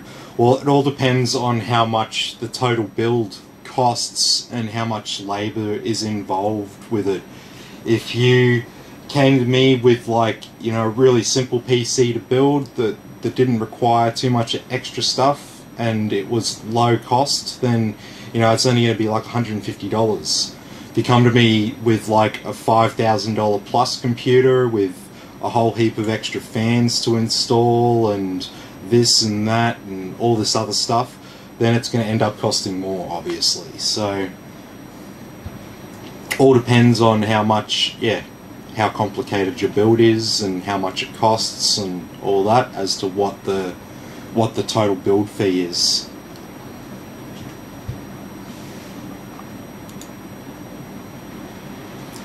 But for parts, I match Umart on prices for parts, so you never pay more for parts than what you would if you just went down to Umart and bought them.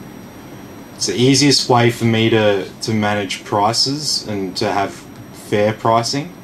If I can't get it cheaper than Umart, I'll just get it at Umart, and then I'm always like Umart's pretty much cheapest in the market, and then I get to be cheapest in the market as well for parts. But I'm not a parts retailer, I don't just sell parts. So there's no money in it for me because I don't make any money off parts.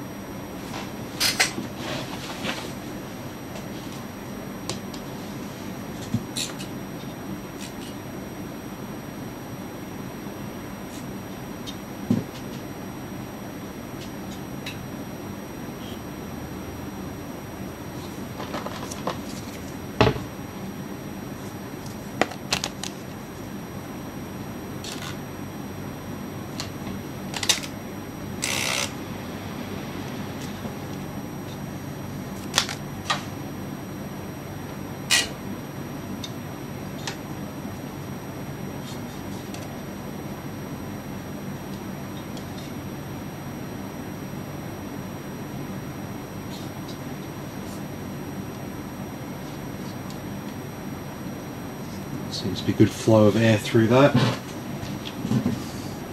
Oh.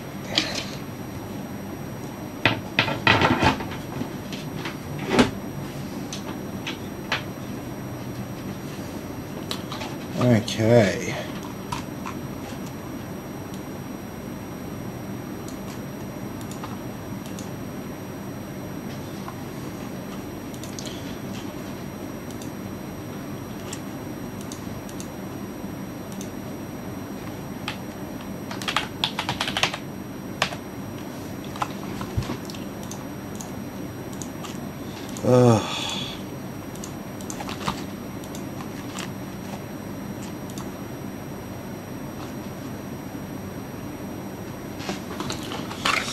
Okay.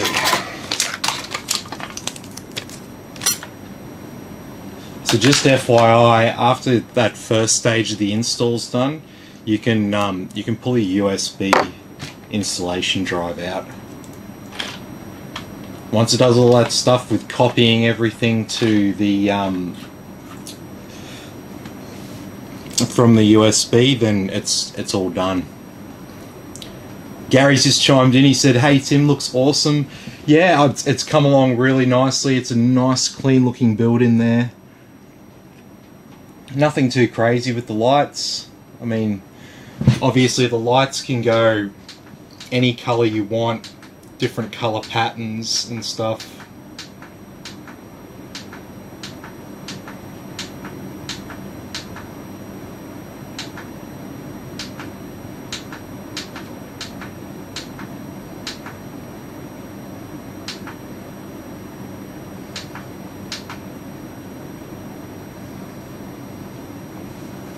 Alright.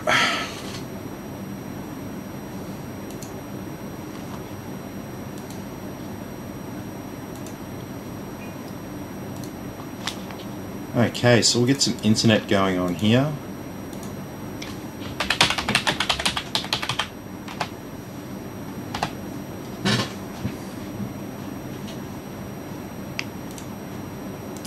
And we'll just tidy up this desktop a bit. Those Windows updates going on.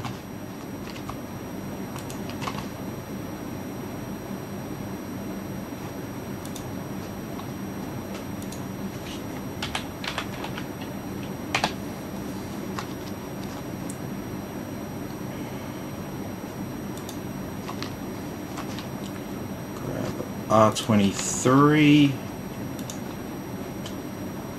And no other hard drives to install. We'll add some custom desktop icons to keep our desktop organized. And get some software installed.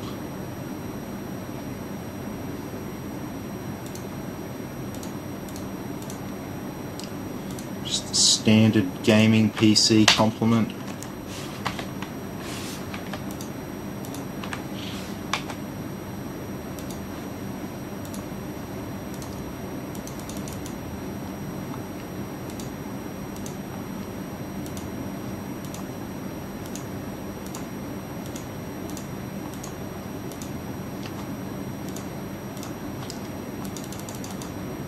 So these are all just little light applications that'll give you like diagnostic information on your computer. So these two, Crystal Disk Mark and Disk Info, they're for your storage devices. So they'll tell you the status of them if you've got one that's failing, and they'll tell you how fast they're running, so you can run tests on them with that.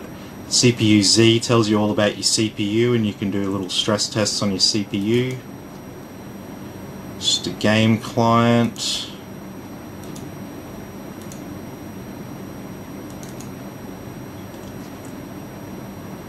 This is a graphics card stress testing app.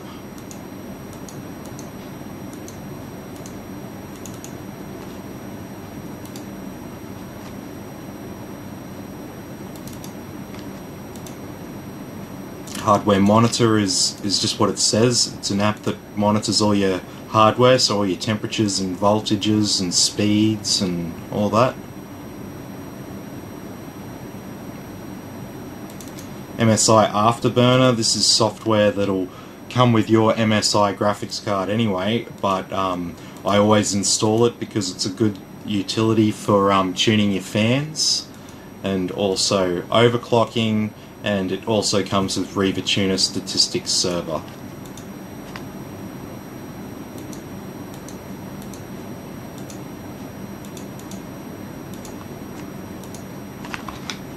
Okay, Chrome has opened, so we've got a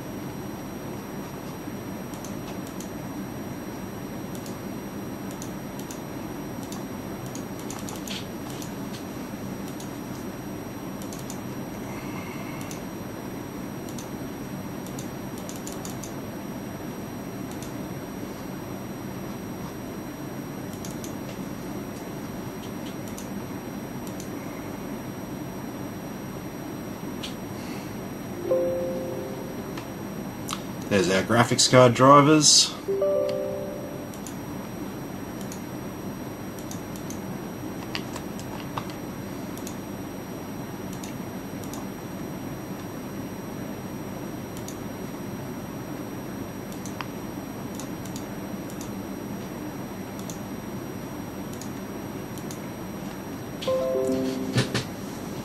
Alrighty, so we will tune our fans.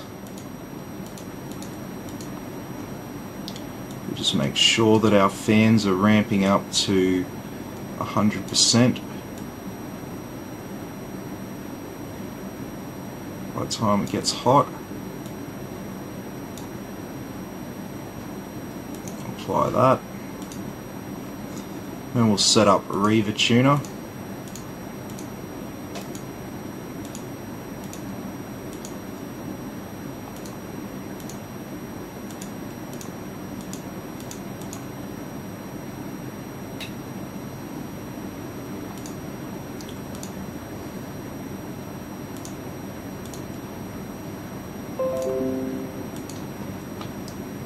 Apply all of them.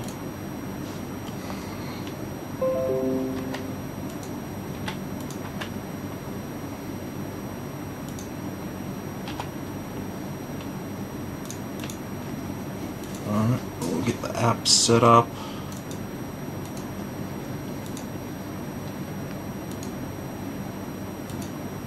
It's going to update, we'll get that.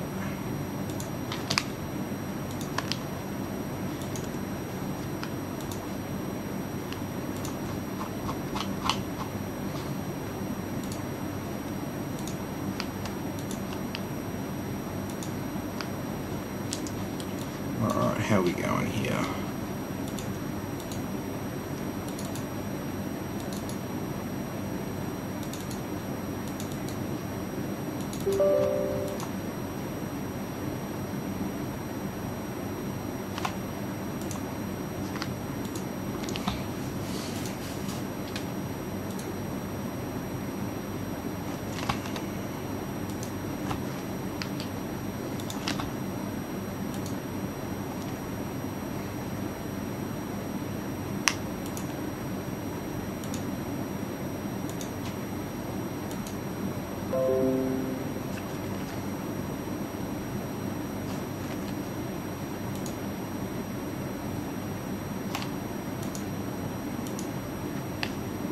Alright, so we'll get our motherboard and chipset drivers.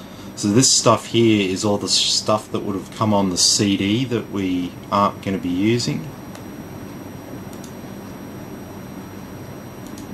We don't need any of this third-party software.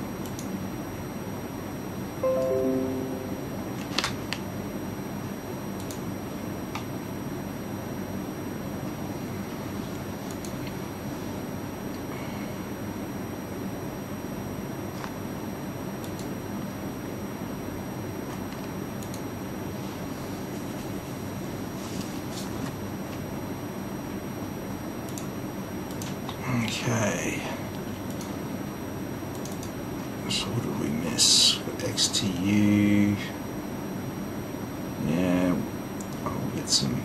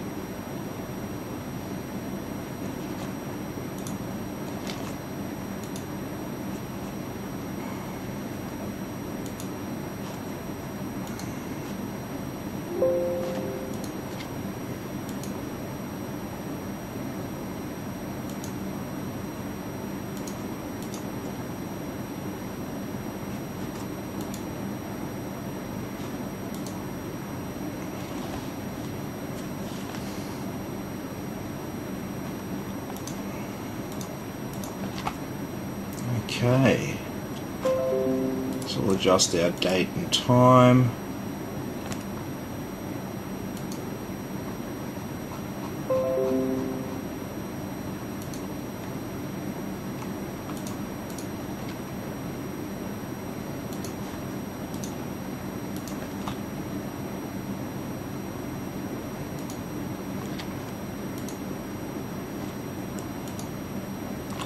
Okay, got all of that installed.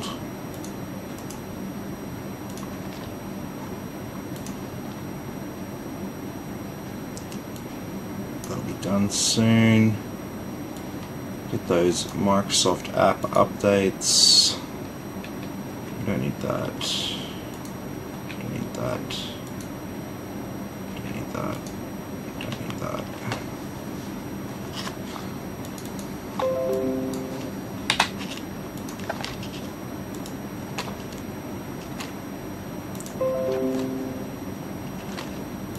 So some other settings that I like to change: power and sleep, never go to sleep.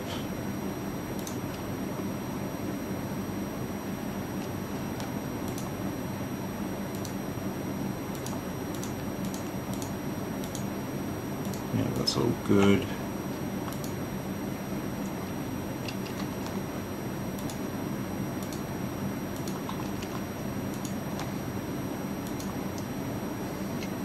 There's nothing else on here that I need to install.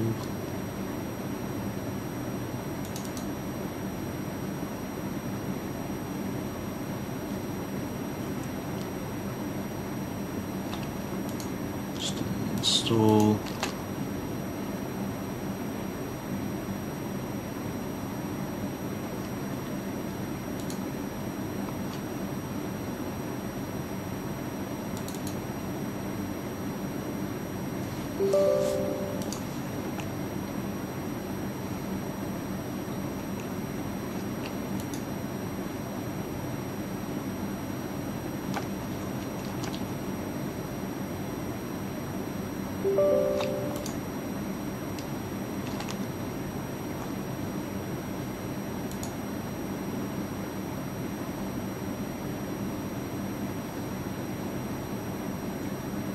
Yep, that's everything.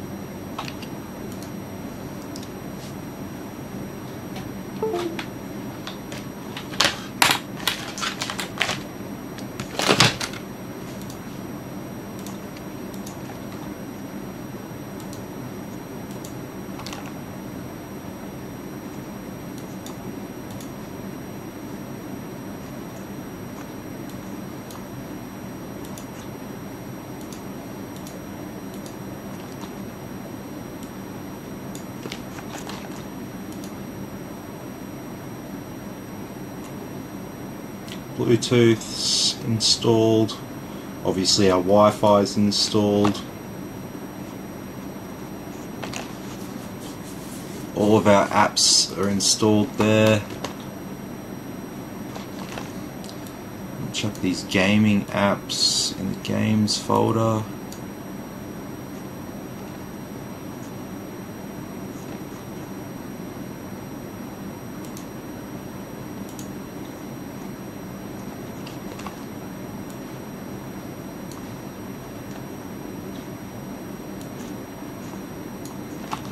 Okay.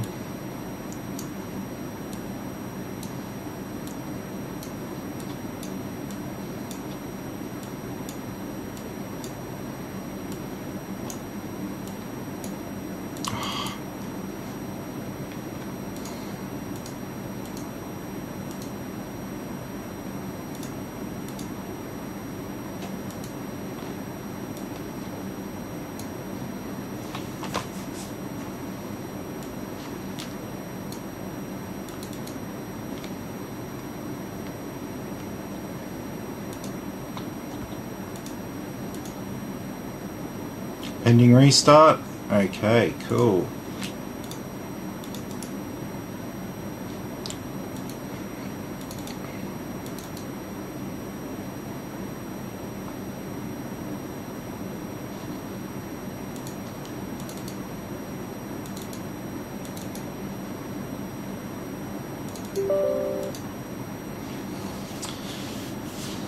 And what we're going to do now is we're going to enable momentum caching on our SSD to make it go faster.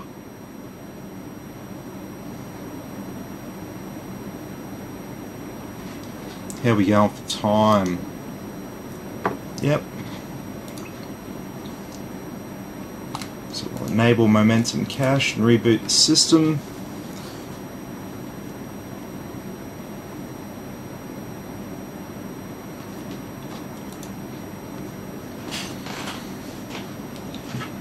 Yeah, so we'll be rebooting the system and installing those final updates. Then I think we'll have some cumulative updates. I think there's a new BIOS version to flash onto it. And then we'll just give it a quick stress test and thermal test, and it's ready for Gary to pick up whenever he wants.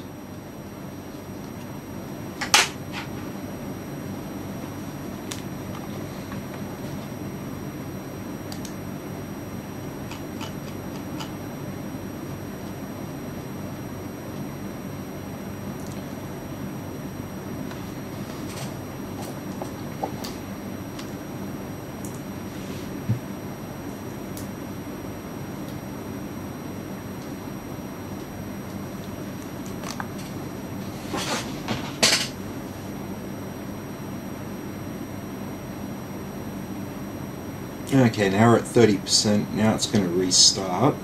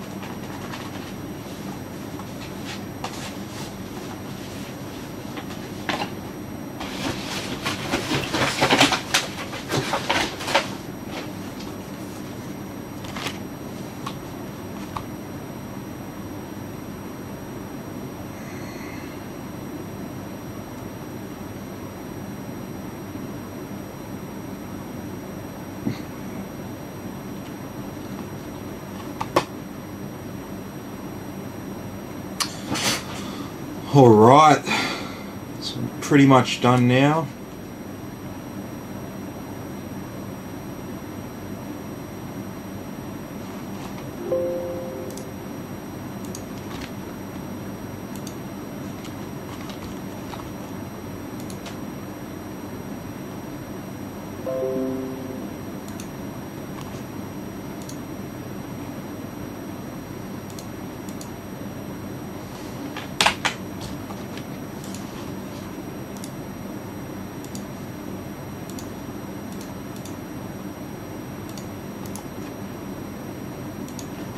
So there's our Core i5 10600KF 6-core 12-thread CPU.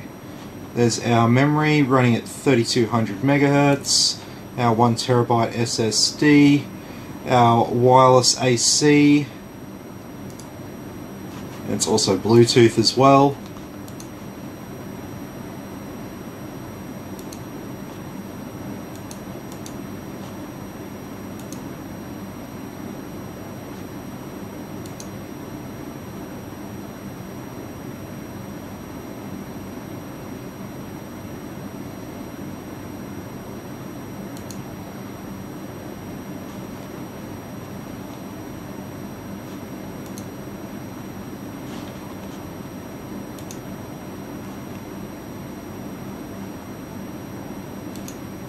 Alright, once a restart, I'll give it a restart.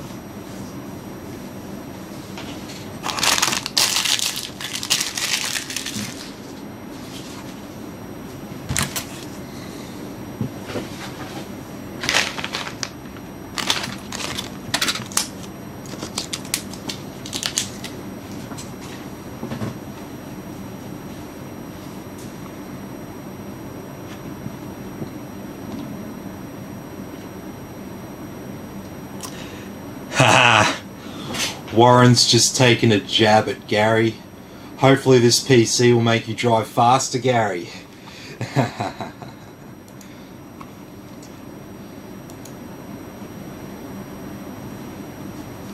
Well, he should be able to keep up at least.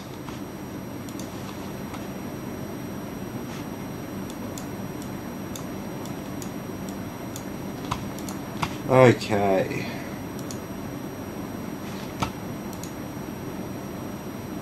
Yep, that's all looking good.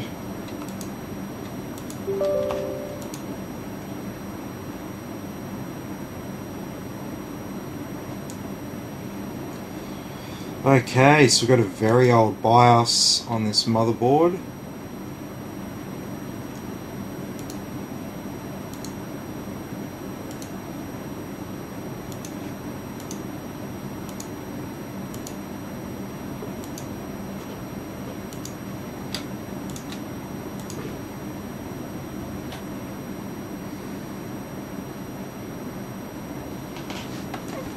So with a bit of luck, this won't take too long. A couple of those AMD B550 ones took ages to flash. Doesn't always take that long.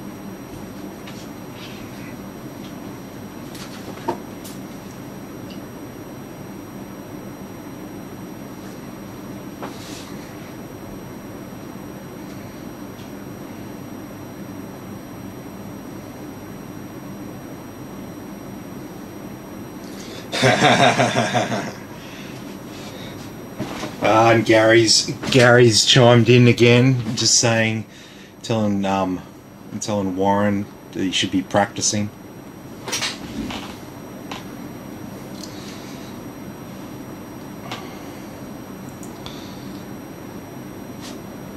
No, that's great. Hats off to you boys with the sim racing. I've been completely ruined by Need for Speed, Paradise City, Mario Kart, all that shit. My driving skills, like normally as a normal driver, I'm fine on the roads. My driving skills in iRacing leaves much to be desired for. Like I said, been completely ruined by other driving games. So whenever I sit behind if I sit in a sim and try to race like that and try to tell myself, okay, this is like driving a real car, nah.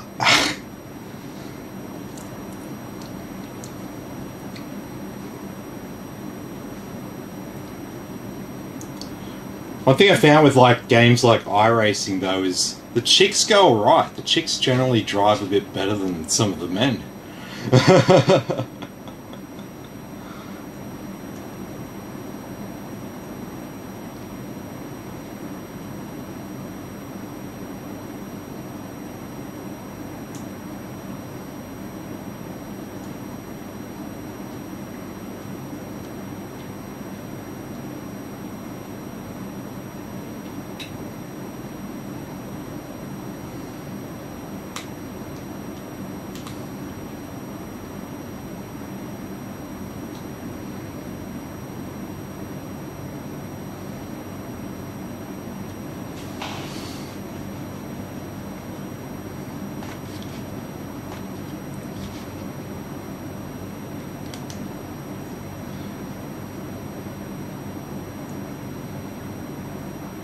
Oh, nice.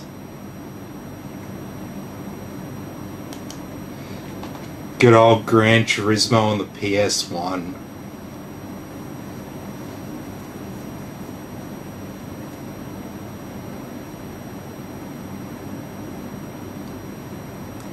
Yep, absolutely. Well, see, a lot of people don't realize that you can download emulation software, and you can plug in. You can just insert old PlayStation game discs into your PC, and you can just play your old games just with a little bit of software. And the software is technically legal as long as you using your own actual games that you purchased legitimately, and you're not downloading illegal ROMs.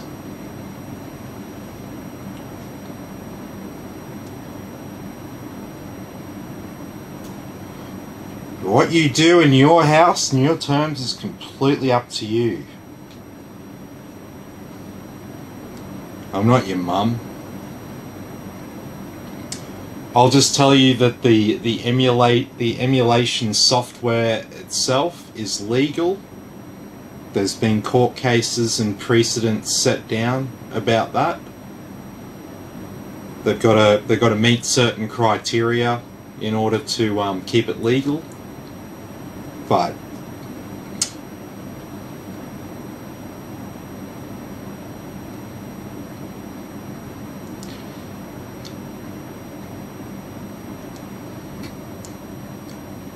no, I'd probably, if I was going to go play Gran Turismo again, I'd probably look at the PS2 version if I wanted something old school.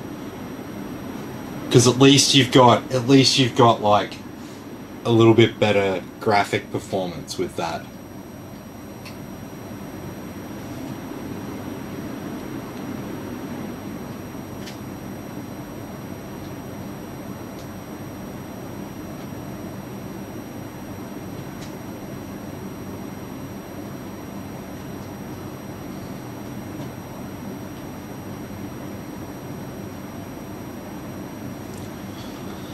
Okay, we've arrived on our desktop, so what we'll do is we will get rid of some of these apps that are automatically launching on startup. We don't need all this crap coming up every time.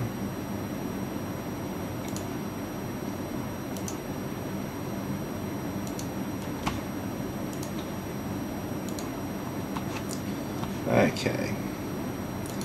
It's all tidied up there.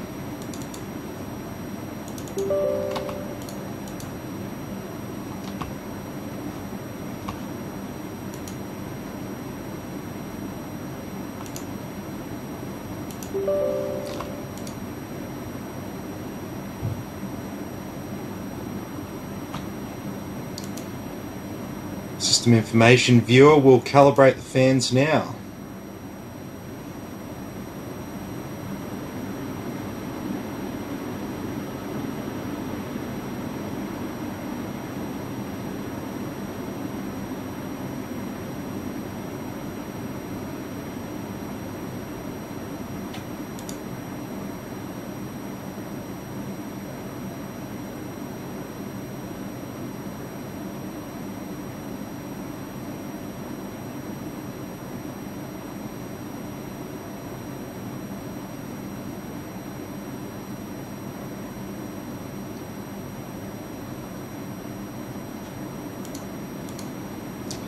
Okay, so we're going to chuck the fans on full speed. Let's have a look at these idle temps.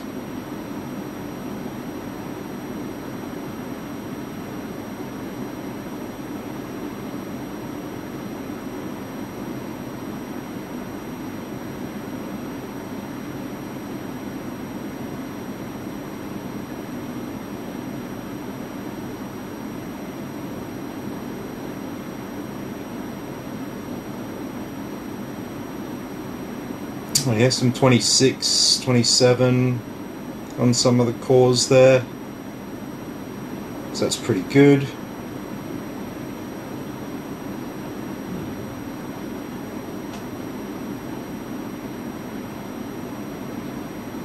Anthony's waiting for Battlefield 6 that comes out May or June this year. Yeah, that's definitely going to be one of the bigger games this year, I think.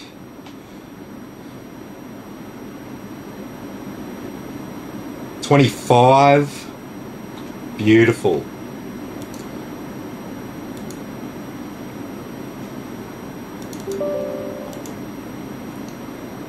So let's give it a bit of a bench test.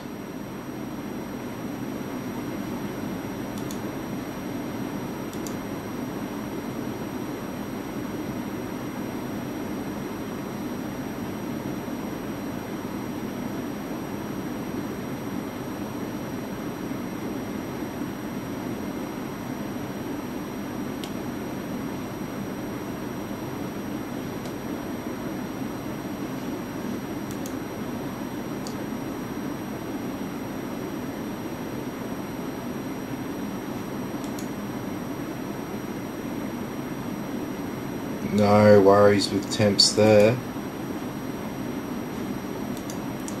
Let's give it something a bit more demanding to crunch on.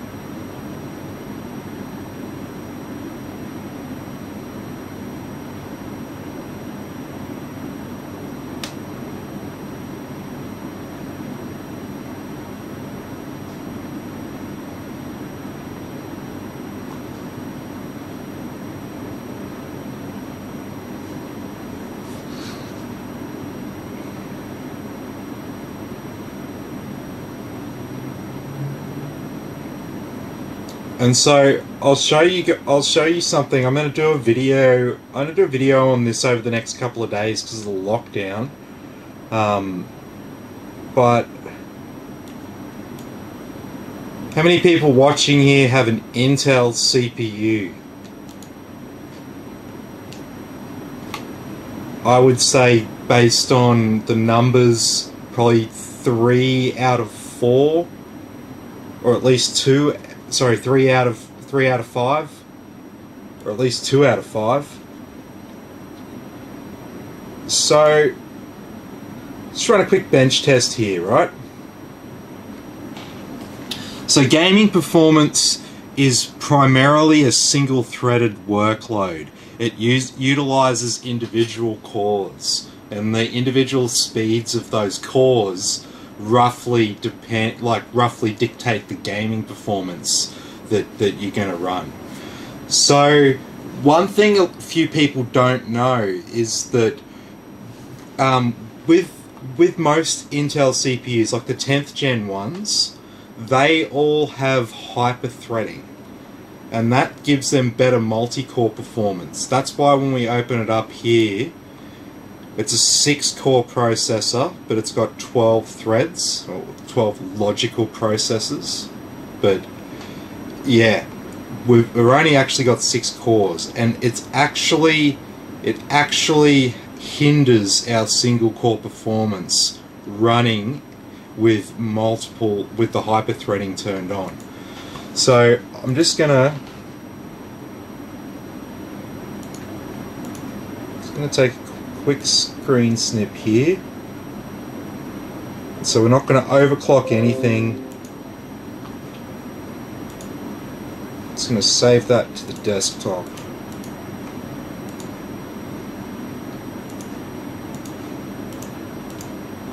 I'm just going to restart. We're just going to go into BIOS and we're just going to turn something off. And I'll show you what this does.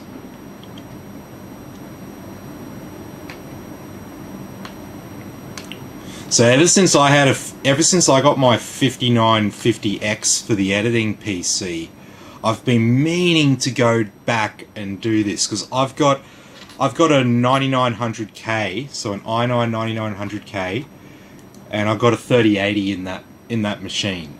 So I'd love to get as much gaming performance as I can out of a 9900K. And I don't want to feel like I'm leaving performance on the table with having a 5950X in my editing PC. So I was like, yeah, okay, well, I'll turn off hyper-threading, and I'll retune the overclock, and I'll be able to get a higher stable overclock, and I should be able to get there. And I did. I've been getting low 600s, like 615s and stuff on my i9, which is ballpark Ryzen 5000 territory. Anyway, so we're going to go in here and we're going to go into our advanced CPU settings. And we've got this hyper-threading technology. So we're going to go and turn that off.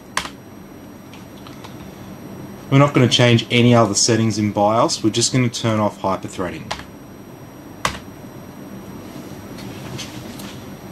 And with this, it's turn the PC off, because it's going to load up in a totally different mode for the CPU now. So now I've turned this 6-core 12-thread CPU into a 6-core 6-thread CPU, and the reason why we've done that is because we can get some better single-core performance out of it. And so if you don't need to leverage the power of 12 threads or something like that, you might actually do better for gaming with it set up like this. So as you can see there now, we're only seeing 6 boxes. So we've got 6 cores and 6 threads. So we haven't overclocked anything, and we normally see a drop. Well, we definitely see a drop in the multi-core performance, but we should see a boost in the single thread performance. If we don't see much of a boost, the flip side is that you can achieve higher stable overclocks in this mode. So as we can see there, multi-threaded score has dropped right down.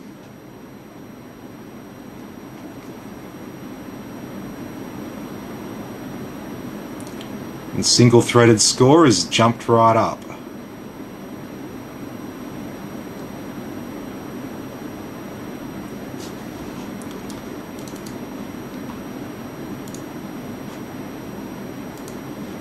And that was with no overclock applied.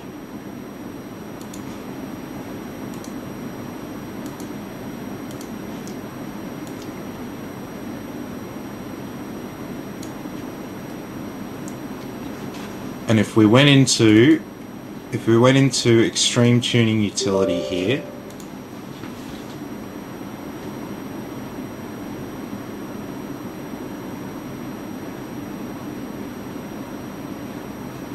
let's give it a second.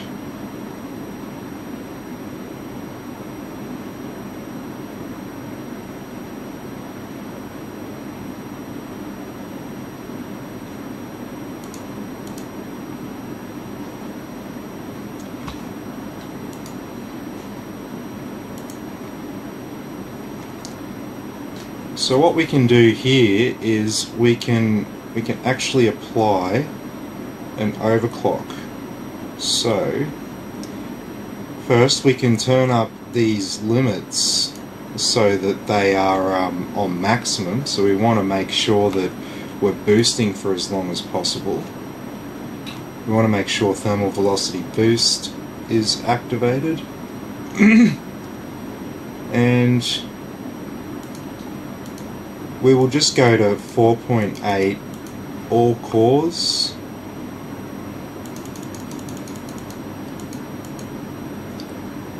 .05 volt core offset. We will apply that, and we'll go back. So we had 560.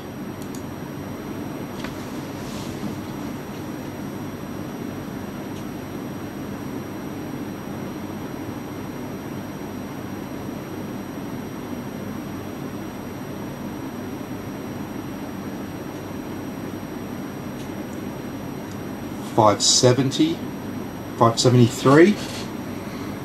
We jumped up there again, and so you could keep tuning this. Oh, our cache is still a bit low there.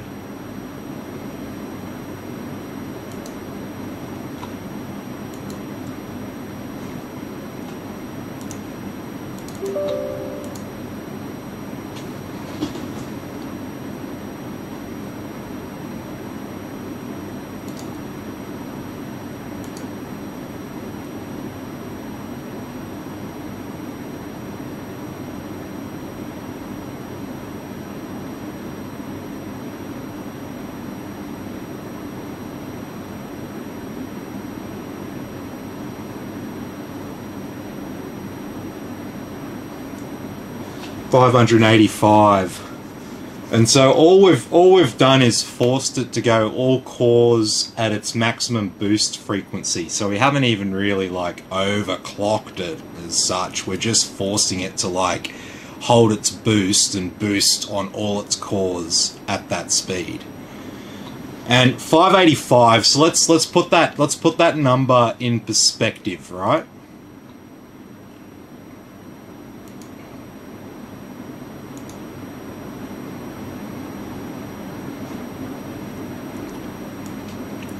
So this i5 10600KF is now performing on par with an i9 9900K. Just with those minor tweaks there. And if you're thinking, oh, is it going to get like hot or anything? Let's see. Let's give it a stress and let's see if it gets anywhere near hot.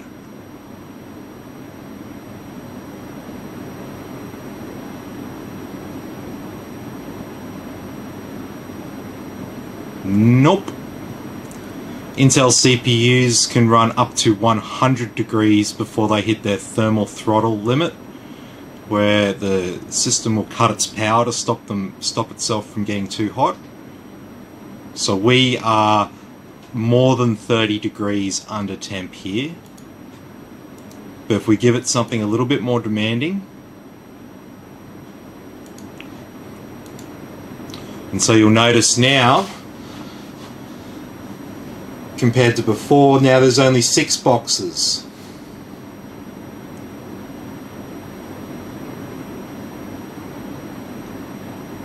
And I will be, of course, putting all of this back to just the stock default settings for Gary.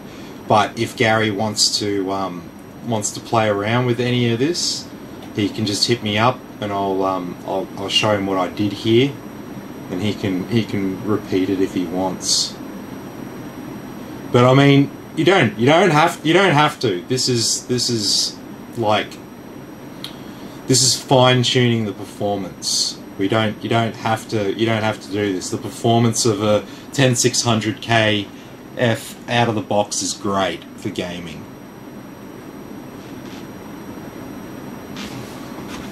So even doing this, it's not getting it anywhere near where it needs to be, and it's getting to 4.9 on all cores here.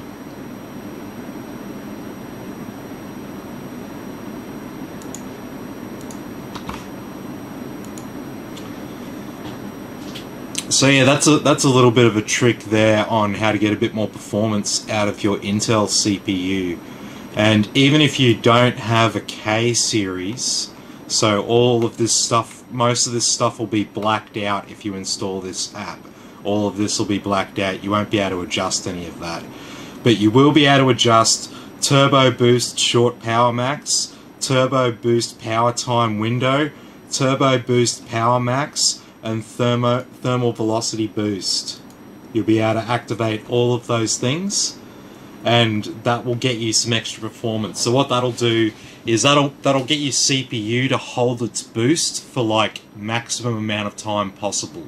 So instead of it boosting up for just a little bit and then cutting back, you can force it to hold its boost there for longer, and so you'll get more performance out of your non-K CPU from doing that. And so let's run this one more time.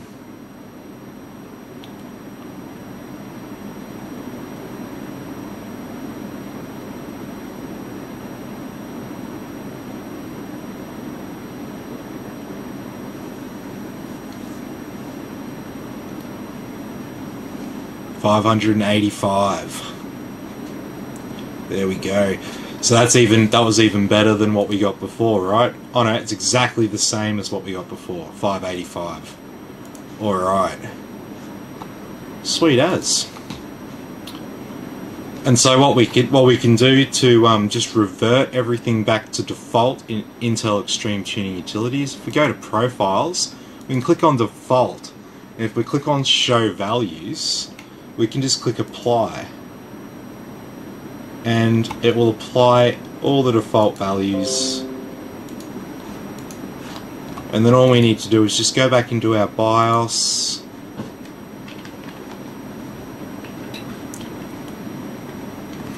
And we can turn back on hyperthreading, and we are back to how we were at the start.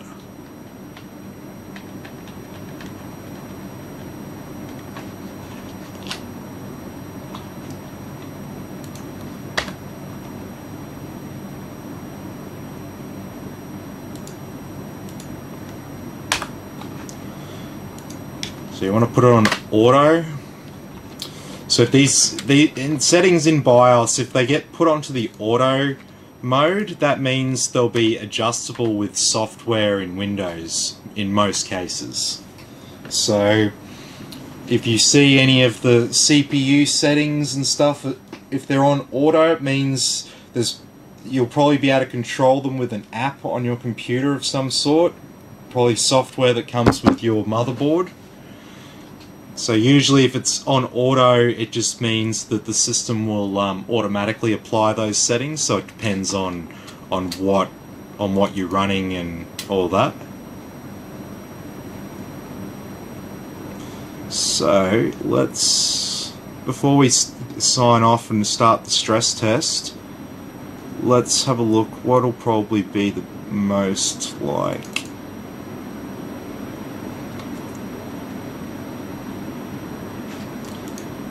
Well, first let's just do a Firmark 1080 render.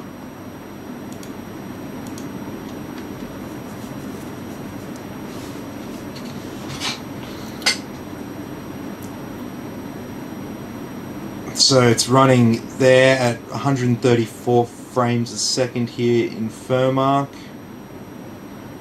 And just a little point to note with Firmark, usually your graphics card will not work at full power while it's doing this. It usually drops its clocks back for this because it's a particularly intensive application. If you've got an old shitty graphics card, you might not want to run this at all because they can actually just destroy an old graphics card. It just puts too much power and too much demand on the components. It's alright if you got like a brand new card, obviously. It's brand new and modern and stuff like that. Yeah, it's going to be fine. Not going to be an issue. But if you got some old 10-year-old graphics card and you're like, oh, let's see how many frames I get with this, I wouldn't recommend it. So there we go. There's our quick test at 1080 there. Let's do one here. In superposition.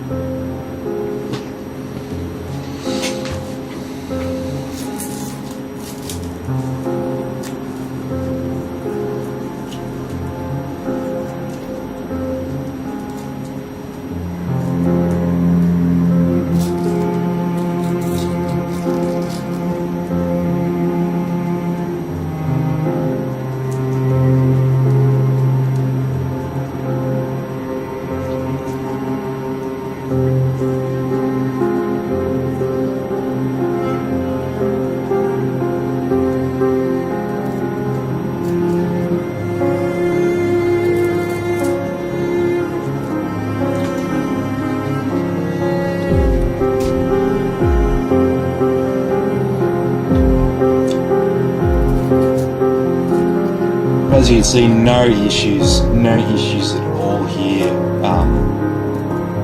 You'll be able to run iRacing on max settings and stuff like that. You'll be able to make good use of your 144 Hz monitor that you've got on order, no doubt. Man, I hope you got some days off over the next few days of this lockdown.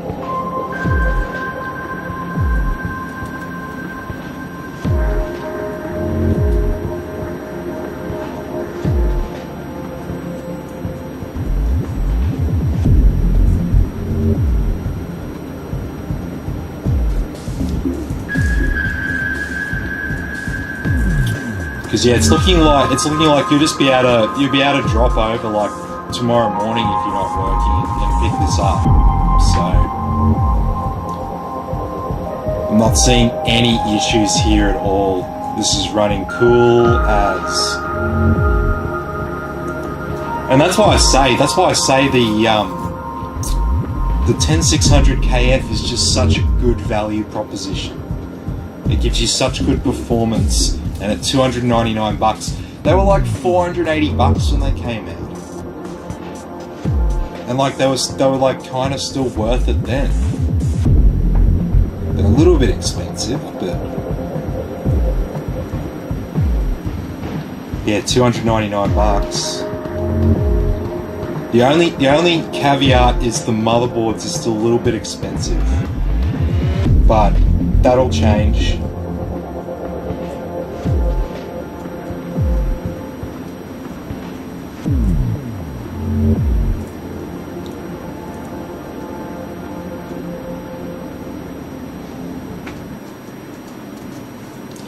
Alrighty.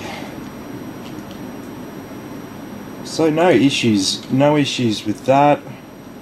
Everything's all looking pretty good. So I'm going to start the thermal and stress test.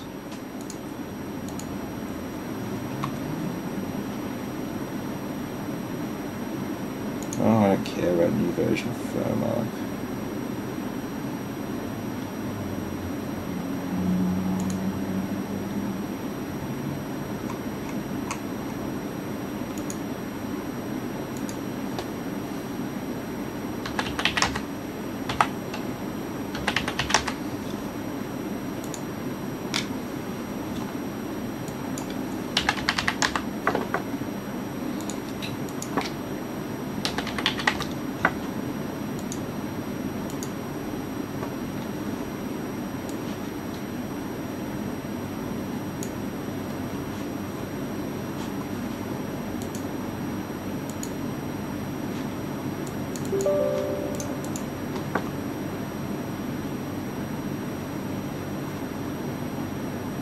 And so this is what I do for a stress test.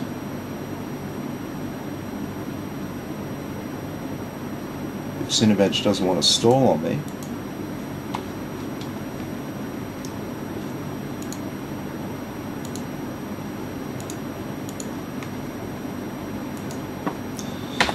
So we're going to do a 90-minute run.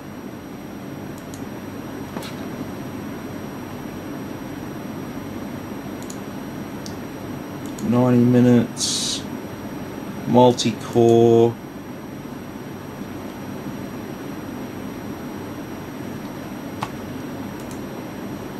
stock,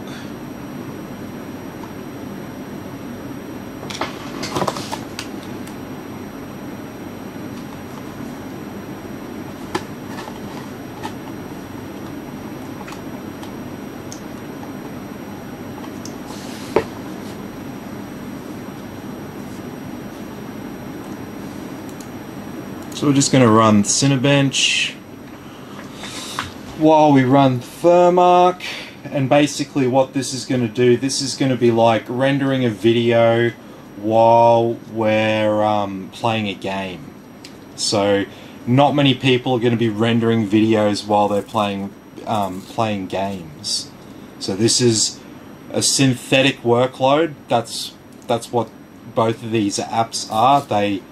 They don't exactly match up with the types of work you do in the real world. Cinebench is kind of like rendering a video the hardest way, and Thermark is rendering an overly complicated 3D scene. Something more complicated than the normal 3D objects that you would come across when playing a game.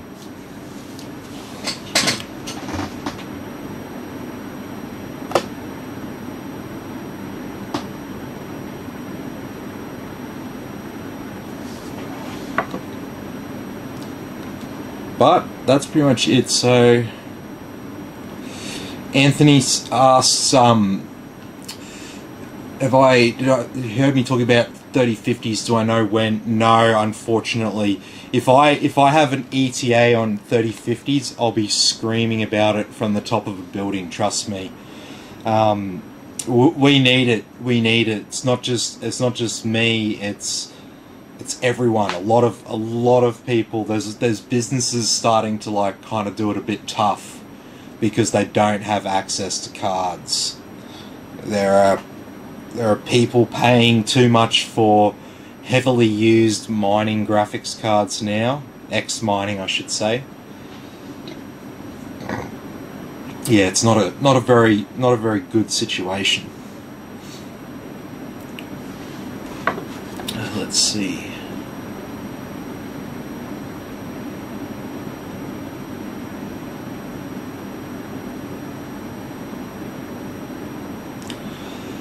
Oh, that looks like pretty much it. I think I've responded to everyone's comments and stuff. So that's pretty much it. This is it for the next 90 minutes. But yeah, we're not going to have any issues. Looks like if we're hitting 81 now, and we've done like, how far away are we through? About 5 minutes. So normally after about 5 minutes, I can tell roughly where we're going to end up at the end of it. So the graphics card's not even getting hot at all. It's sitting at 55 degrees. So we'll probably see about between a 6 and 8 degree temperature increase on both the CPU and graphics card over about an hour and a half. That would be absolute maximum, and once it gets to that point, it pretty much starts to plateau out. So no issues. By the time you get to about, yeah, just over an hour, usually you start coming up to that final plateau that it gets to.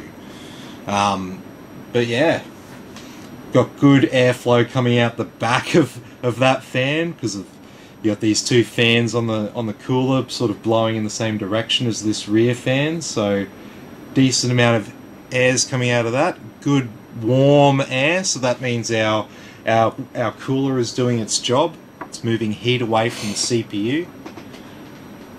So anyway, thanks all for watching. I'll be back tomorrow with some more videos. I don't think I'll have a new build tomorrow, but I'm definitely going to put out some videos. Might just be recorded videos. It might not be a live, or maybe I'll do a live just playing around with some stuff and just maybe have a chat, answer some questions and do a bit of stuff like that. So anyway, have a good night, and I'll see you all in the next video.